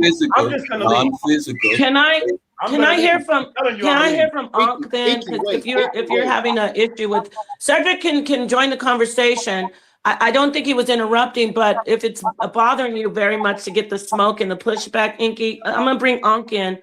Enqi, what do you have to say about this particular subject? It's not about smoke and pushback, because me and Enqi been going back and forth since Enqi came on. Yeah. It's the interruption and the unwillingness to answer questions, and then you constantly interjecting ideas and speaking over people in disrespect. That's totally different than pushback and smoke. That's not the same thing. Me and Sa was arguing. Like that's not the same thing. That's a false equation. Who doing that? And who did that, Enqi? Your man, you know, with the lips and all that. Cedric. Man. Come on. So where we at? I know y'all done overwhooped the situation. Y'all by now the Egyptians done built spaceships with their math by now. What I was getting ready to say was that there's a line. Okay. There's a line when it comes to physics, and you move into a space of non-physical, especially when Nepal used the word observance. Well, the observer effect is a part of where there's a barrier between actuality and potential. So there's a point where things are discussed in terms of potentials. And so you have wave functions that don't actually represent a wave, but a potential. And that's how physics is now defined. So there's a part where things are physical and tangible, but then there's a space where we can. That's not the observer effect, bro. We can only use math to understand these things because they are not physical. No, the observer effect, that's not. Come on, bro. Yeah, that's right. So wait, Enqi, you're right. It's not the observed effect. He said it, but he said it wrong. No. What I said was the observer effect is a part of what I'm talking about. The observer effect is about things collapsing from a potential to an actuality. So this is why I'm saying the observer effect is a part of what I'm saying, because before things collapse into an actuality, they exist as a potential. That potential is a non-physical thing only defined by equations, brother. So he's saying that even before they understood that atoms at the quantum level, the math came along. I'm gonna say this though. Once the math described the particles, the fermions and bosons, they was able to then detect it, because you cannot. What we could say the fermions are not physical. Hold on, no. Listen, I got something for you. Let's do this. Based off what y'all saying, there should be byproducts to what you claim is strictly African science. So I'm gonna ask you this question, right? What is the byproduct? What based off of what you claim they had, right? What's the byproduct of that? Remember, you said it's exclusive. It's African science. The book you put up, the book, which is basically talking about philosophy. I don't remember saying that it was exclusive. Well, okay, so then you're saying what I'm saying, that is without that piece, it's like inoculation or variolation. Without variolation, you don't even get to the first generation vaccines. That comes in particular from West Africa into the Americas. So that's what you're essentially saying, that it's a key component in pushing things forward. But I've been said that. And we start off with Pythagoras, right? And it clearly says there's no real date or proof that it was Pythagoras. You introduced Pythagoras. No, I didn't. I can't even say his name right. Remember? So I was basically saying that we teach that it's not really it's not, although they're using his name, there's no actual proof that it's not in more than one place at one time or the data when it started. And they give credit to the Egyptians and the Babylonians for having portions of it. That's the truth. We don't got to tell our kids that they ain't telling us, and they'll look it up and cuss us out. That's all I was saying, bro. All right, can I respond to that? Listen. Here's the thing. Three points. 3 points. I got 3 points. If we were to find today an airplane buried, somewhere in ancient China somewhere that dated back 5,000 years, a complete airplane, maybe broken apart or whatever, are we going to sit there and say that these people did not understand avionics? I don't think what? Understand what? Avionics. I don't know what? Avionics. What is that? What is that? It's like when you're dealing with flight, how to fly, and the mechanics of flying. The mathematics, all about airplanes flying. Hey, Enqi, I did not. Enqi, listen. I said he can't be talking about that in ancient Egypt. That's what I was saying. No, you know what I mean? Like, I didn't know. I said I know what avionics is, aviation and stuff, right? But I said I know he ain't talking about that. No, he's giving you a hypothetical example, saying if they found it in China buried from 5,000 years ago, would we then discount Chinese people as having originated the science? But nobody's discounted. I just read they're not discounted. That's the part that's frustrating. Hold up. Do you get that though, Hercules? I get what you're saying. No. What am I saying? I'm saying why y'all acting what like you're doing is denying the ownership of the intellectual property. They're not denying that. Hold on, Enqi. Let me ask you, Enqi. Are you guys saying that? Hold on. Change everything on that bird. My man jumped off the top rope. That was clean. That was clean. I want to ask you, Enqi. That was a good cutoff. Hold on. He just hit us in the back of the head with a chair out the back. Came out the back. That was crazy right there. Oakland style, yo. I want Ankh to answer this too. That plane that was found in the Kemetic temple, or I don't know where it was found. Not plane. Sorry, that bird with the wings. They claimed it to be aerodynamic to the point where that flight. They were talking about planes and such. That the Egyptians had some type of form of thought patterns about it. Is that pseudo or is that real, Dr. Enqi? Ancient aliens. It was on ancient aliens that claim was made. Yeah, it's on ancient aliens, yo. That's what it was on. No, it was an actual model. No, this is an actual bird that was found with the wings that are not the way wings are made. They go across the back as far as and you can fly it. It's a flying bird. It was a little like a toy. And are you saying it was only on ancient aliens? Because that's not true. All right. Hold on, everybody. Hold on. This is how we're going to do this, so nobody don't cut nobody off and just cutting in. If y'all want to respond to Enqi, remember, he's the man here today. Enqi, y'all responding to his information, and you got to raise your finger up. Raise your finger so I can acknowledge you that you will be speaking next. Well, I was quiet. So was she going? No, she had to go take care of something real quick. Oh, all right. I was already Okay, so Rob Kufu, finish up, man. Okay, Dr. Enqi, can you please elaborate? Switch the conversation, Rob. On the bird, if it's a pseudo bird or is that an actual reality thing that science? Let them experts answer. I'm gonna sit this one out. What make me laugh is because how you you ain't sitting this out alone. No, you know what? No, because no comment. Hold up, I'm speaking.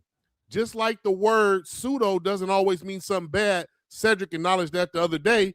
But if you was to just come on here and didn't know what the word meant, the way you guys are using it in context sound like it could be nothing good about the word pseudo, and that's not true. I use it as a pejorative. Thank you. That's what I meant to ask you about the bird. Is that something that scientists are really seriously thinking Egyptians was talking about aerodynamics, or is that pseudo? That's the question. Yeah, let them two do it. They're gonna help you out. I'm gonna say no comment.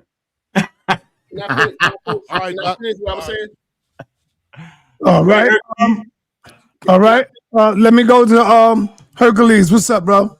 All right. So I was already speaking. So this is what I'm saying. If they found an airplane in ancient China, dated back, 5,000-10,000 years, are we going to sit here and say that they didn't understand avionics? Yep. You know what I'm saying? That I think that would be disingenuous. Completely. All right. And so my thing is, this is a question. I don't know if I told you this. This is a question that I had with one of my professors about the Pythagorean theorem. Was that how come we credit Pythagoras with finding the Pythagorean theorem when we see actual evidence of right triangles in ancient Kemet, you know, what, 2,000 years before Pythagoras, 3,000 years before Pythagoras was born? How come we see, you know, these right triangles, but we give it to Pythagoras? And his whole argument was, the defense was, because the Egyptians did not put it in writing. There was no theorem. They did put it in writing. Okay, but I'm saying that's what I'm saying. This is what I guess like the consensus amongst modern, you know, mathematicians and scientists. I just pulled it up, bro. I know the exact thing what it was. I know, but I'm saying though, you tricked them. No. Unc, what you're doing is you just agreeing with me. You just agreeing with me, Unc, and you don't even realize it. And you just tricked him, yo. You're discombobulated. You agreeing with me. It's crazy. I just read it. It's in the encyclopedia, bro. We read encyclopedias around here, yo. We cannot act like we ain't just look at it in an encyclopedia. And the encyclopedia totally agrees with me. No, it don't. So do you. And so do you, Unc. You just don't know how to allow yourself to agree with me. All right, watch this. Watch this. What is your position, Enqi, on that? Watch this. Watch how clear it get. What's your position? My position is that there are sciences that was created on the African continent. Therefore, it is the intellectual property of those Africans. That's your position? Yes, it is. Oh, I thought your position was that they're not telling us about our intellectual property that's supposed to be assigned to us. That's what I thought your position actually was. You changed it a little bit. So are you changing for that?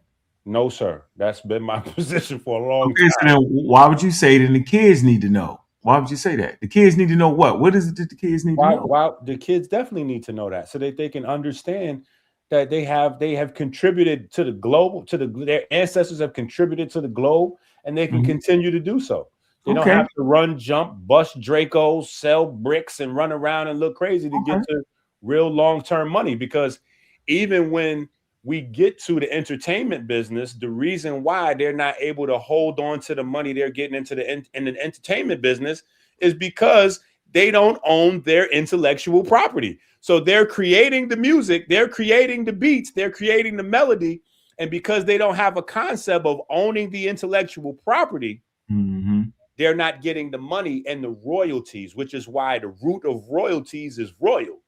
They're doing the work, they're doing the creative work, but they're not owning the intellectual property. What I'm saying is we're not reaping the benefits because we're not claiming the intellectual property. But watch this. But if your kids can read, they would actually see that they are giving credit to the Egyptians, which are African. Last time I checked, it's right there.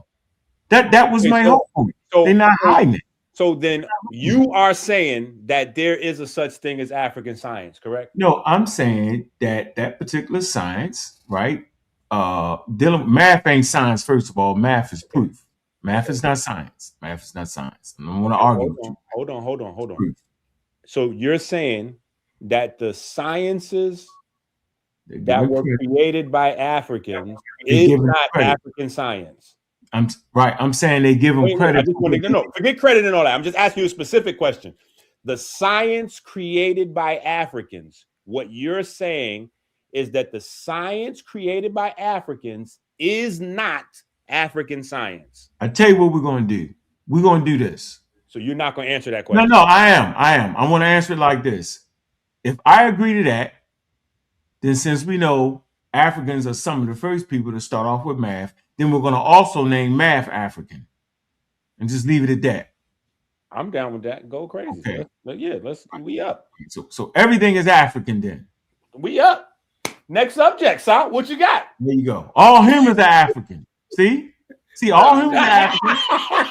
Yeah, all humans are fundamentally African. Yeah. Look, I knew all you saying go down without a fight. No. So all humans aren't fundamentally African, just mutated Africans. We're not going to agree to that. See, so you can't have it both ways. I'm just saying.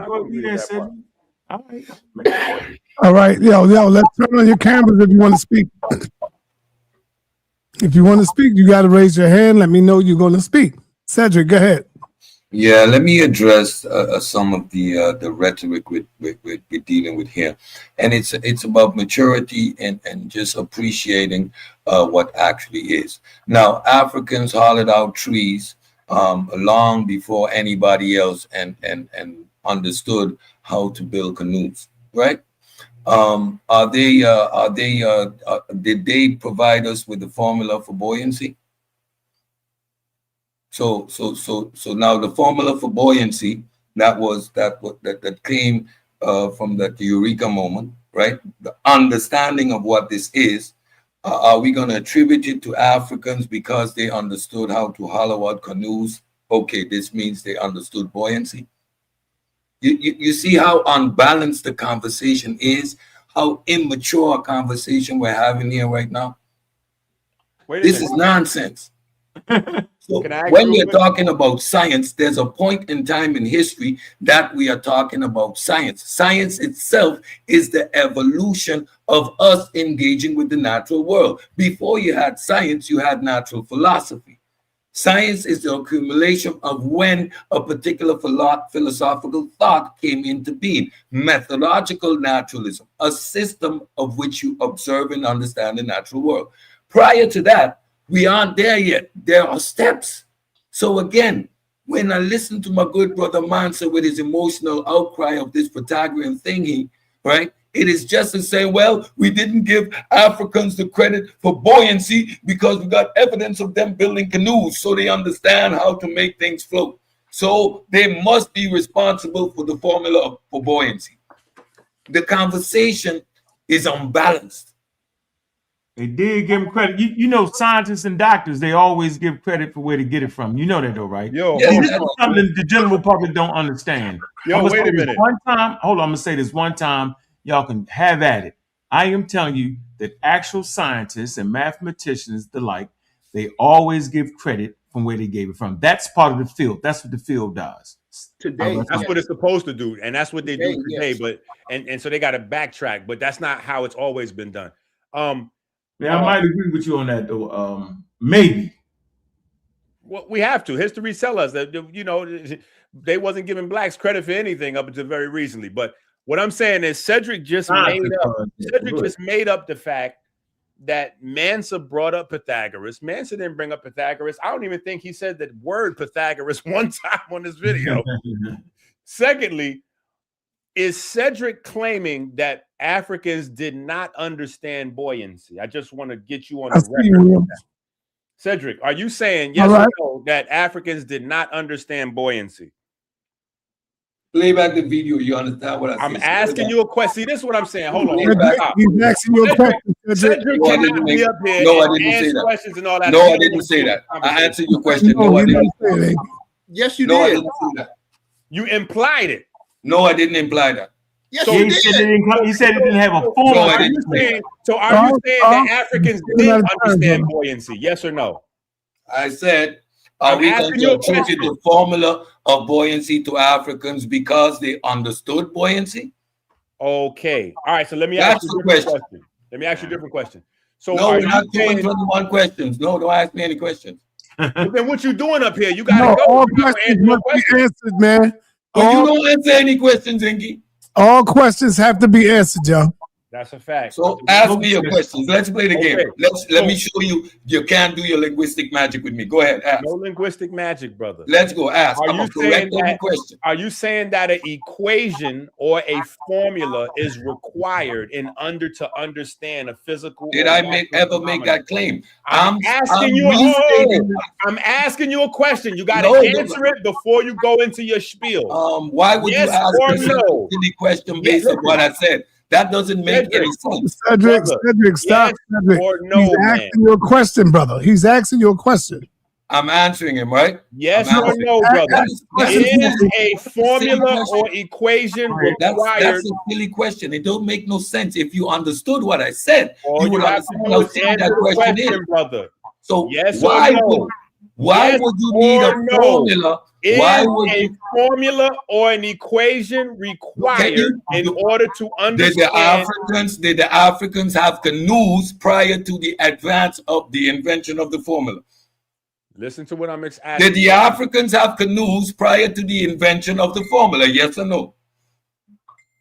Yes, right? So that means obviously you do not require having the formula to know how to build canoes, right? Yeah, I agree. Wait, I stop totally right agree there. with that. Right? Hold on. You just debunking yourself. Great And point. Would you then still attribute the formula that was you're not created going to by, continue to talk over me by all night. Eureka Listen, to the Africans? you're The not going to talk formula over me that all night, was brother. I'm created not by up here for this. Eureka I'm was telling the you. formula created by Eureka. 11 o'clock. Are you going to attribute that to the Africans? What we doing? Eureka is the one that came with the formula. All right. We got to move on. Let me go to Madam Williams. What's up, brother? I wanted to ask a question. Like, so you saying science, mathematics, metaphysics don't have anything to do with science? Cedric? That must go to Unc and Cedric. Yeah. No. You got to ask Enqi the question. Enqi is the one that's on the seat right now.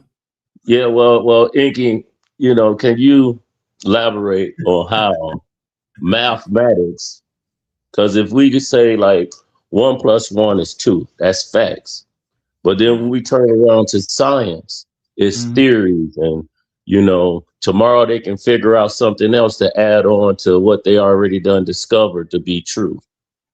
Right, because math is the only thing that actually has solid proofs that always are that hold. So math is the only discipline in the science space that and I'll give Unc that, because he trying to play a word game by saying math is not science. It's not. It's proof. But that's no. That's an ongoing debate that's been going on for 200 years. Is math actually science, or is science math? Come on, bro. But the problem is that science doesn't have proof. Only math does. And correct. And so science doesn't claim to prove anything, though. See, that's the point. Keep going. That's argument. But hold on. But the problem with Cedric is Cedric tried to imply something, and he tried to imply, that because the Africans didn't have the formula for buoyancy, that they couldn't understand buoyancy, and then we made him go in a circle. But the thing about mathematical equations is that equations are secondary, maybe even tertiary, to actual geometry. Geometry holds multiple equations. Equations are pulled out of geometry. So you can make the argument that the equations or the formulas were not known in Africa, but that's because they were working with the actual geometry. The geometry is the parent to what you will call today, and is superior to equations and formulas. Geometry holds the keys to all of those things. So when you try to make a false equivalency, like, you try to imply that they didn't know something because they didn't have an equation or formula, that's insane.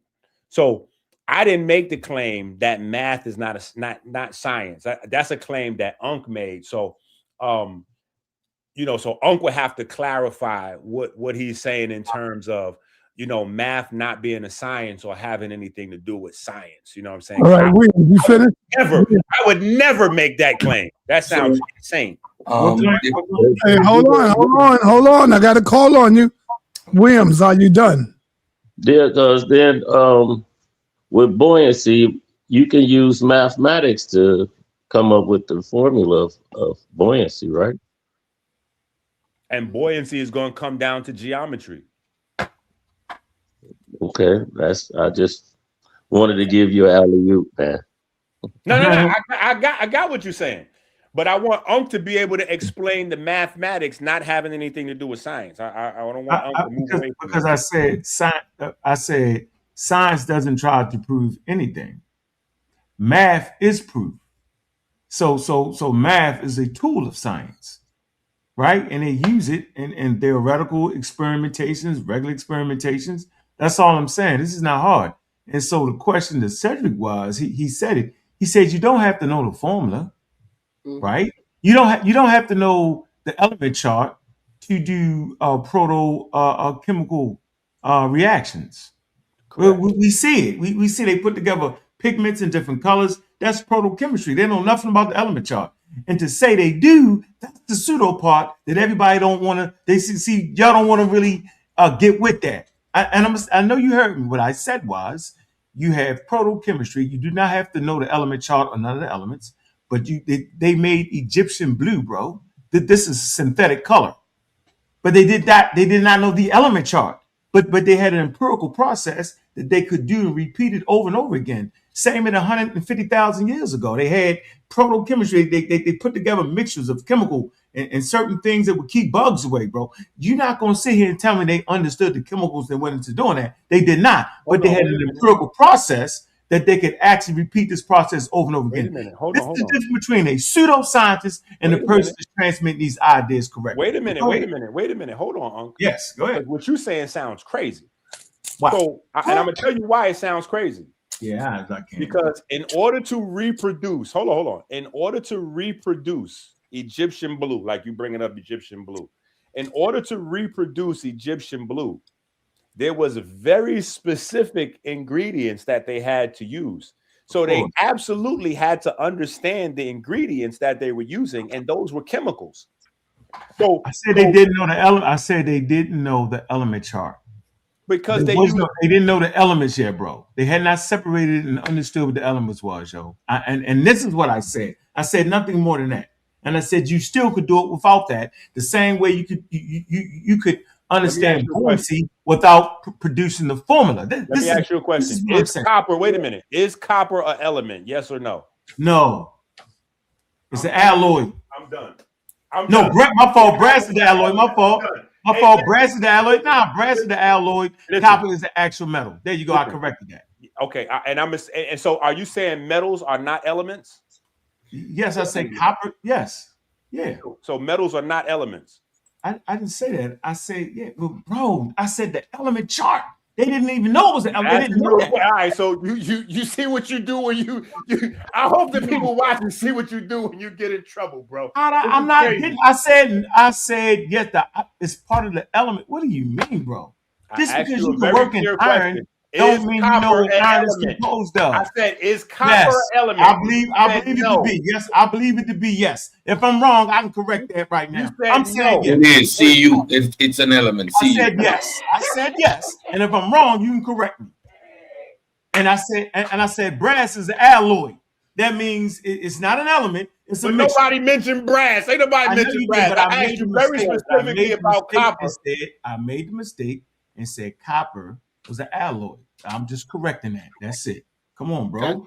So can I request? So I got my hand up. Right. No, hold up. Hercules was first.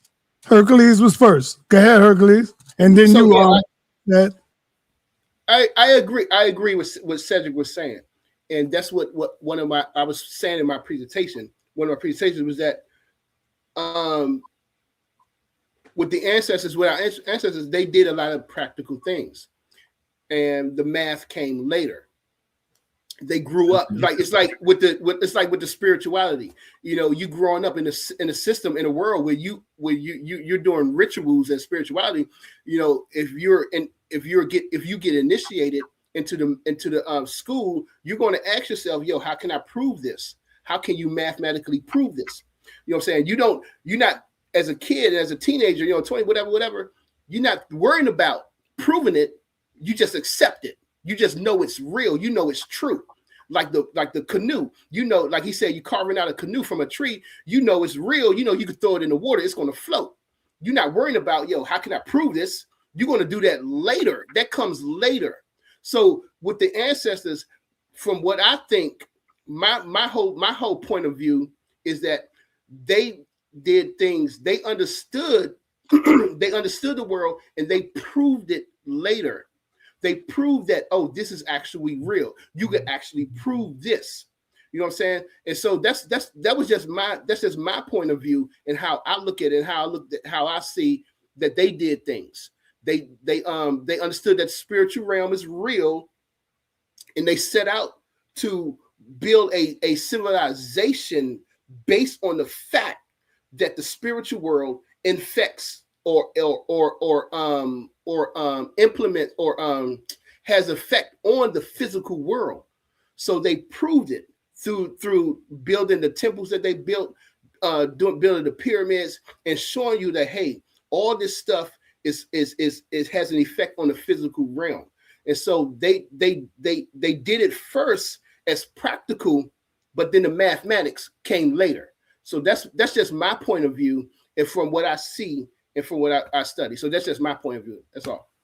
I think the problem is the wording is killing them. I think it's better to use unseen and seen. Right. They understood that the unseen world is the creator and sustainer of the seen world. And to say that they didn't understand chemistry is like insane. You know, it's very complicated in order to mummify a body. You know, you have to control oxygen in order to mummify a body. Are you familiar with that concept, Cedric and Unc? Are y'all familiar with mummification? All right, Cedric, you can speak. So yeah, let's address some of these things. Yes, and the process of mummification requires, first of all, dehydration. And that's where the salts come in. However, this was trial and error, conceptual versus practical. If you're gonna cut me off, don't cut me off, please. No, I don't want to cut you off. I just want to. But you're gonna cut me off. No. I want to build. I'm done. Go ahead. So when you say it was trial and error, are you saying trial and error as if trial and error is not built into the framework of science? Great conversation. You gotta let the man speak, Enqi. You cutting the brother off. He's trying. No, we having a build. I just want to make sure. No, you gotta let narrative, and then you can come in with the build. Cedric, go ahead, bro. Don't be like the man. Don't be like. First of all, he insists on lying pretty much when I speak. Every time he goes, so what you're saying, and then when I'm quiet, he goes and tells people I was inferring something, right? So I'm at the edge of my patience already. And then he doesn't let me get a sentence out, and he starts that straw manning process. So what you're saying, Enqi, these techniques are outdated, and it's not something you're gonna get away with. I'm an actual somebody that actually went to school, Enqi. So stop it. You don't want to see me in the ring. You run away every time I challenge you. Every time I challenge you, you run. Yeah. And then you can't take the conversation, so you do the nonsense of what you're saying without me even finishing a sentence. Yeah. Practicality is empirical because you're doing it over and over. No, let him finish. Let him finish. And when you get certain results, you quantify the results. This doesn't mean you understand the processes behind this, what is happening. The Stone Age, or even before, men knew how to produce fire. Did that mean that they understood an exothermic reaction using oxygen? No. They boiled water. Does that mean that they knew 100 degrees Celsius was that point? No. So when you're doing the flim-flam, right, is disingenuous to the population. We're sitting here as adults understanding these concepts and watching you take us back 20 years with your nonsense. Stop it. And know what you're saying is. If you're going to ask me a question, ask me a direct question. Stop the nonsense. So what you're saying is that's an indication of a straw man. If you didn't understand what I'm saying, ask me to clarify my point if you're actually being genuine. But this, so what you're saying nonsense is that New York flim-flam that doesn't work on an academic level. Silly fool. Grow up. Bring it out. Bring it out. Bring it out. Hell out of here. Enqi, stop that stupidness, boy. So Enqi, is he right when he said you don't want to see him in the ring? Damn, here's what I would say. Hold on. Yes or no? No, it's not yes or no. Here's what I would say. I have video of me challenging Cedric in Cedric's home field on Unc's page in the whatever they call that. I remember. I got video of me challenging Cedric and Cedric running away? Does Cedric have video of him challenging me somewhere and me running from the conversation? Enqi, you want to have the conversation about evolution? Hold on. No. Yeah, now I'm rehashing the exact thing you're running from. You made a challenge. You want to have a talk about evolution? I said ERVs and mitochondria prove evolution as beyond a matter of fact. I didn't hear from you again. You shot out a direct challenge and you wanted to substantiate the conversation. I gave you those 2 points as proof of evolution. Do you want to have the debate, Enqi? I'm asking you a very specific question. Enqi, do you want to have the debate, Enqi? It was based on the challenge. I addressed your challenge. Do you want to have the debate, Enqi? I'm right here, right now, and this is the challenge. You said you want to have a conversation about evolution and be specific. I was specific. Mitochondria and ERVs are evidence of evolution, direct evidence of evolution. Do you want the debate? Yes or no, Enqi? Listen. Yes or no, Enqi? Yes or no? It's all right, Cedric. All right, he ain't answering. He's saying no. No. I'm not saying no. He's talking over me doing this game. This is a game.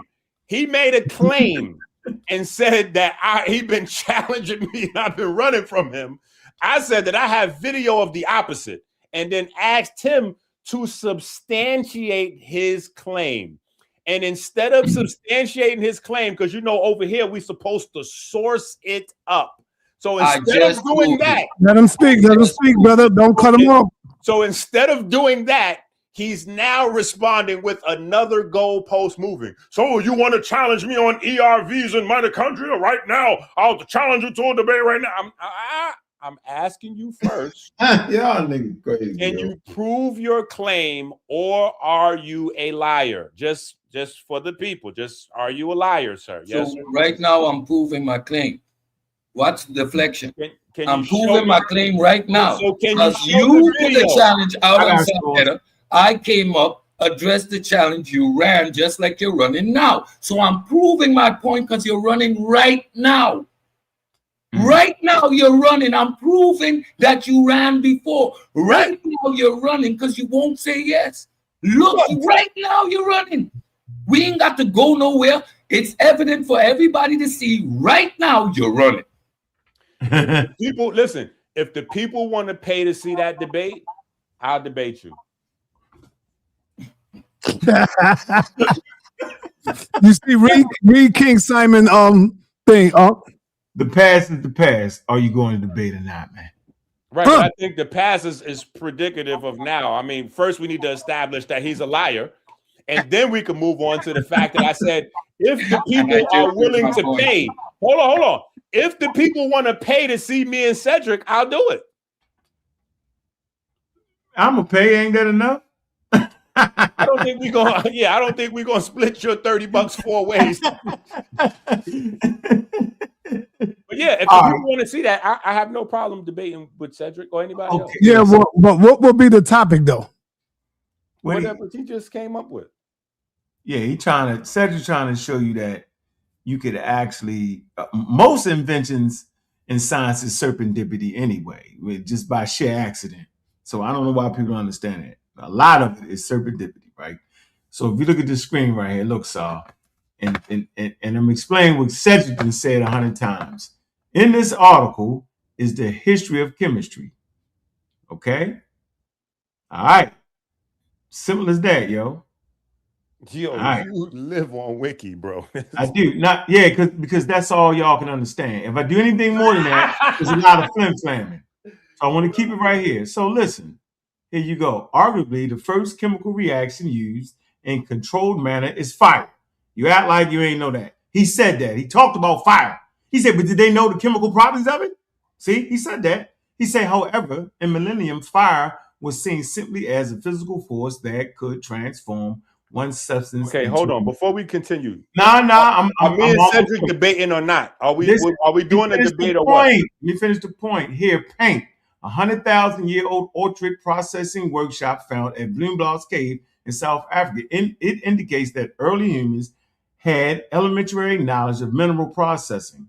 It said paintings drawn by early humans consist of early human mixing. Animal blood and other liquids found in the cave walls also indicate a small knowledge of chemistry, right? And I talked about this in my presentation that I did earlier. And these things were representative of symbolic thought, right? Which would later on lead all the way to monotheism. We can fill a space in the middle. But Cedric was right. And let me ask you a question. I had to know the element charts. But go ahead. Talk about the debate. Did the no, I'm asking you a question. Did the scientific method or the empirical observations that later on became the scientific method, did that begin in Kemet? Yes, it did. Portions of it did. Grand opening, grand closing. I said, I got you. Well, hold on, listen. You got portions of it did. I got you. Now, am I debating this dude here? This chump. What are we doing? Predates that. I'm having a tune-up fight. What am I doing with this guy? The empirical method predates that. The empirical method led to the domestication of wild plants. The empirical method led to the domestication of animals. However, hold on. Imperialism is but observation. That's not science yet. Science you get when you develop methodological naturalism, which is a system developed late in the 1800s. These are steps along the way. All the human development, they understood repeating process. That's the debate right there. So to pull it back. That's the debate right there. That's what we debating right there. That the methodology associated with the scientific theory was not created until the 1800s. That's the debate right there. Yeah, it doesn't come. It doesn't come to. It doesn't crystallize until then. Book it. Run it up. Book it. Book it. So we're gonna use the precise date.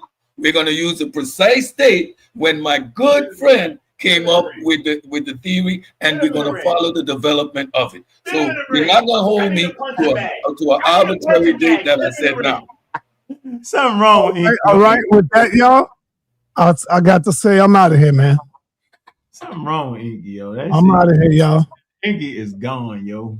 All right. Peace and blessings to everybody. Thank y'all for coming through. Appreciate the donation, brother. I'm going to call you, Charles. I'm going to call you. All right. We out of here, man. Peace.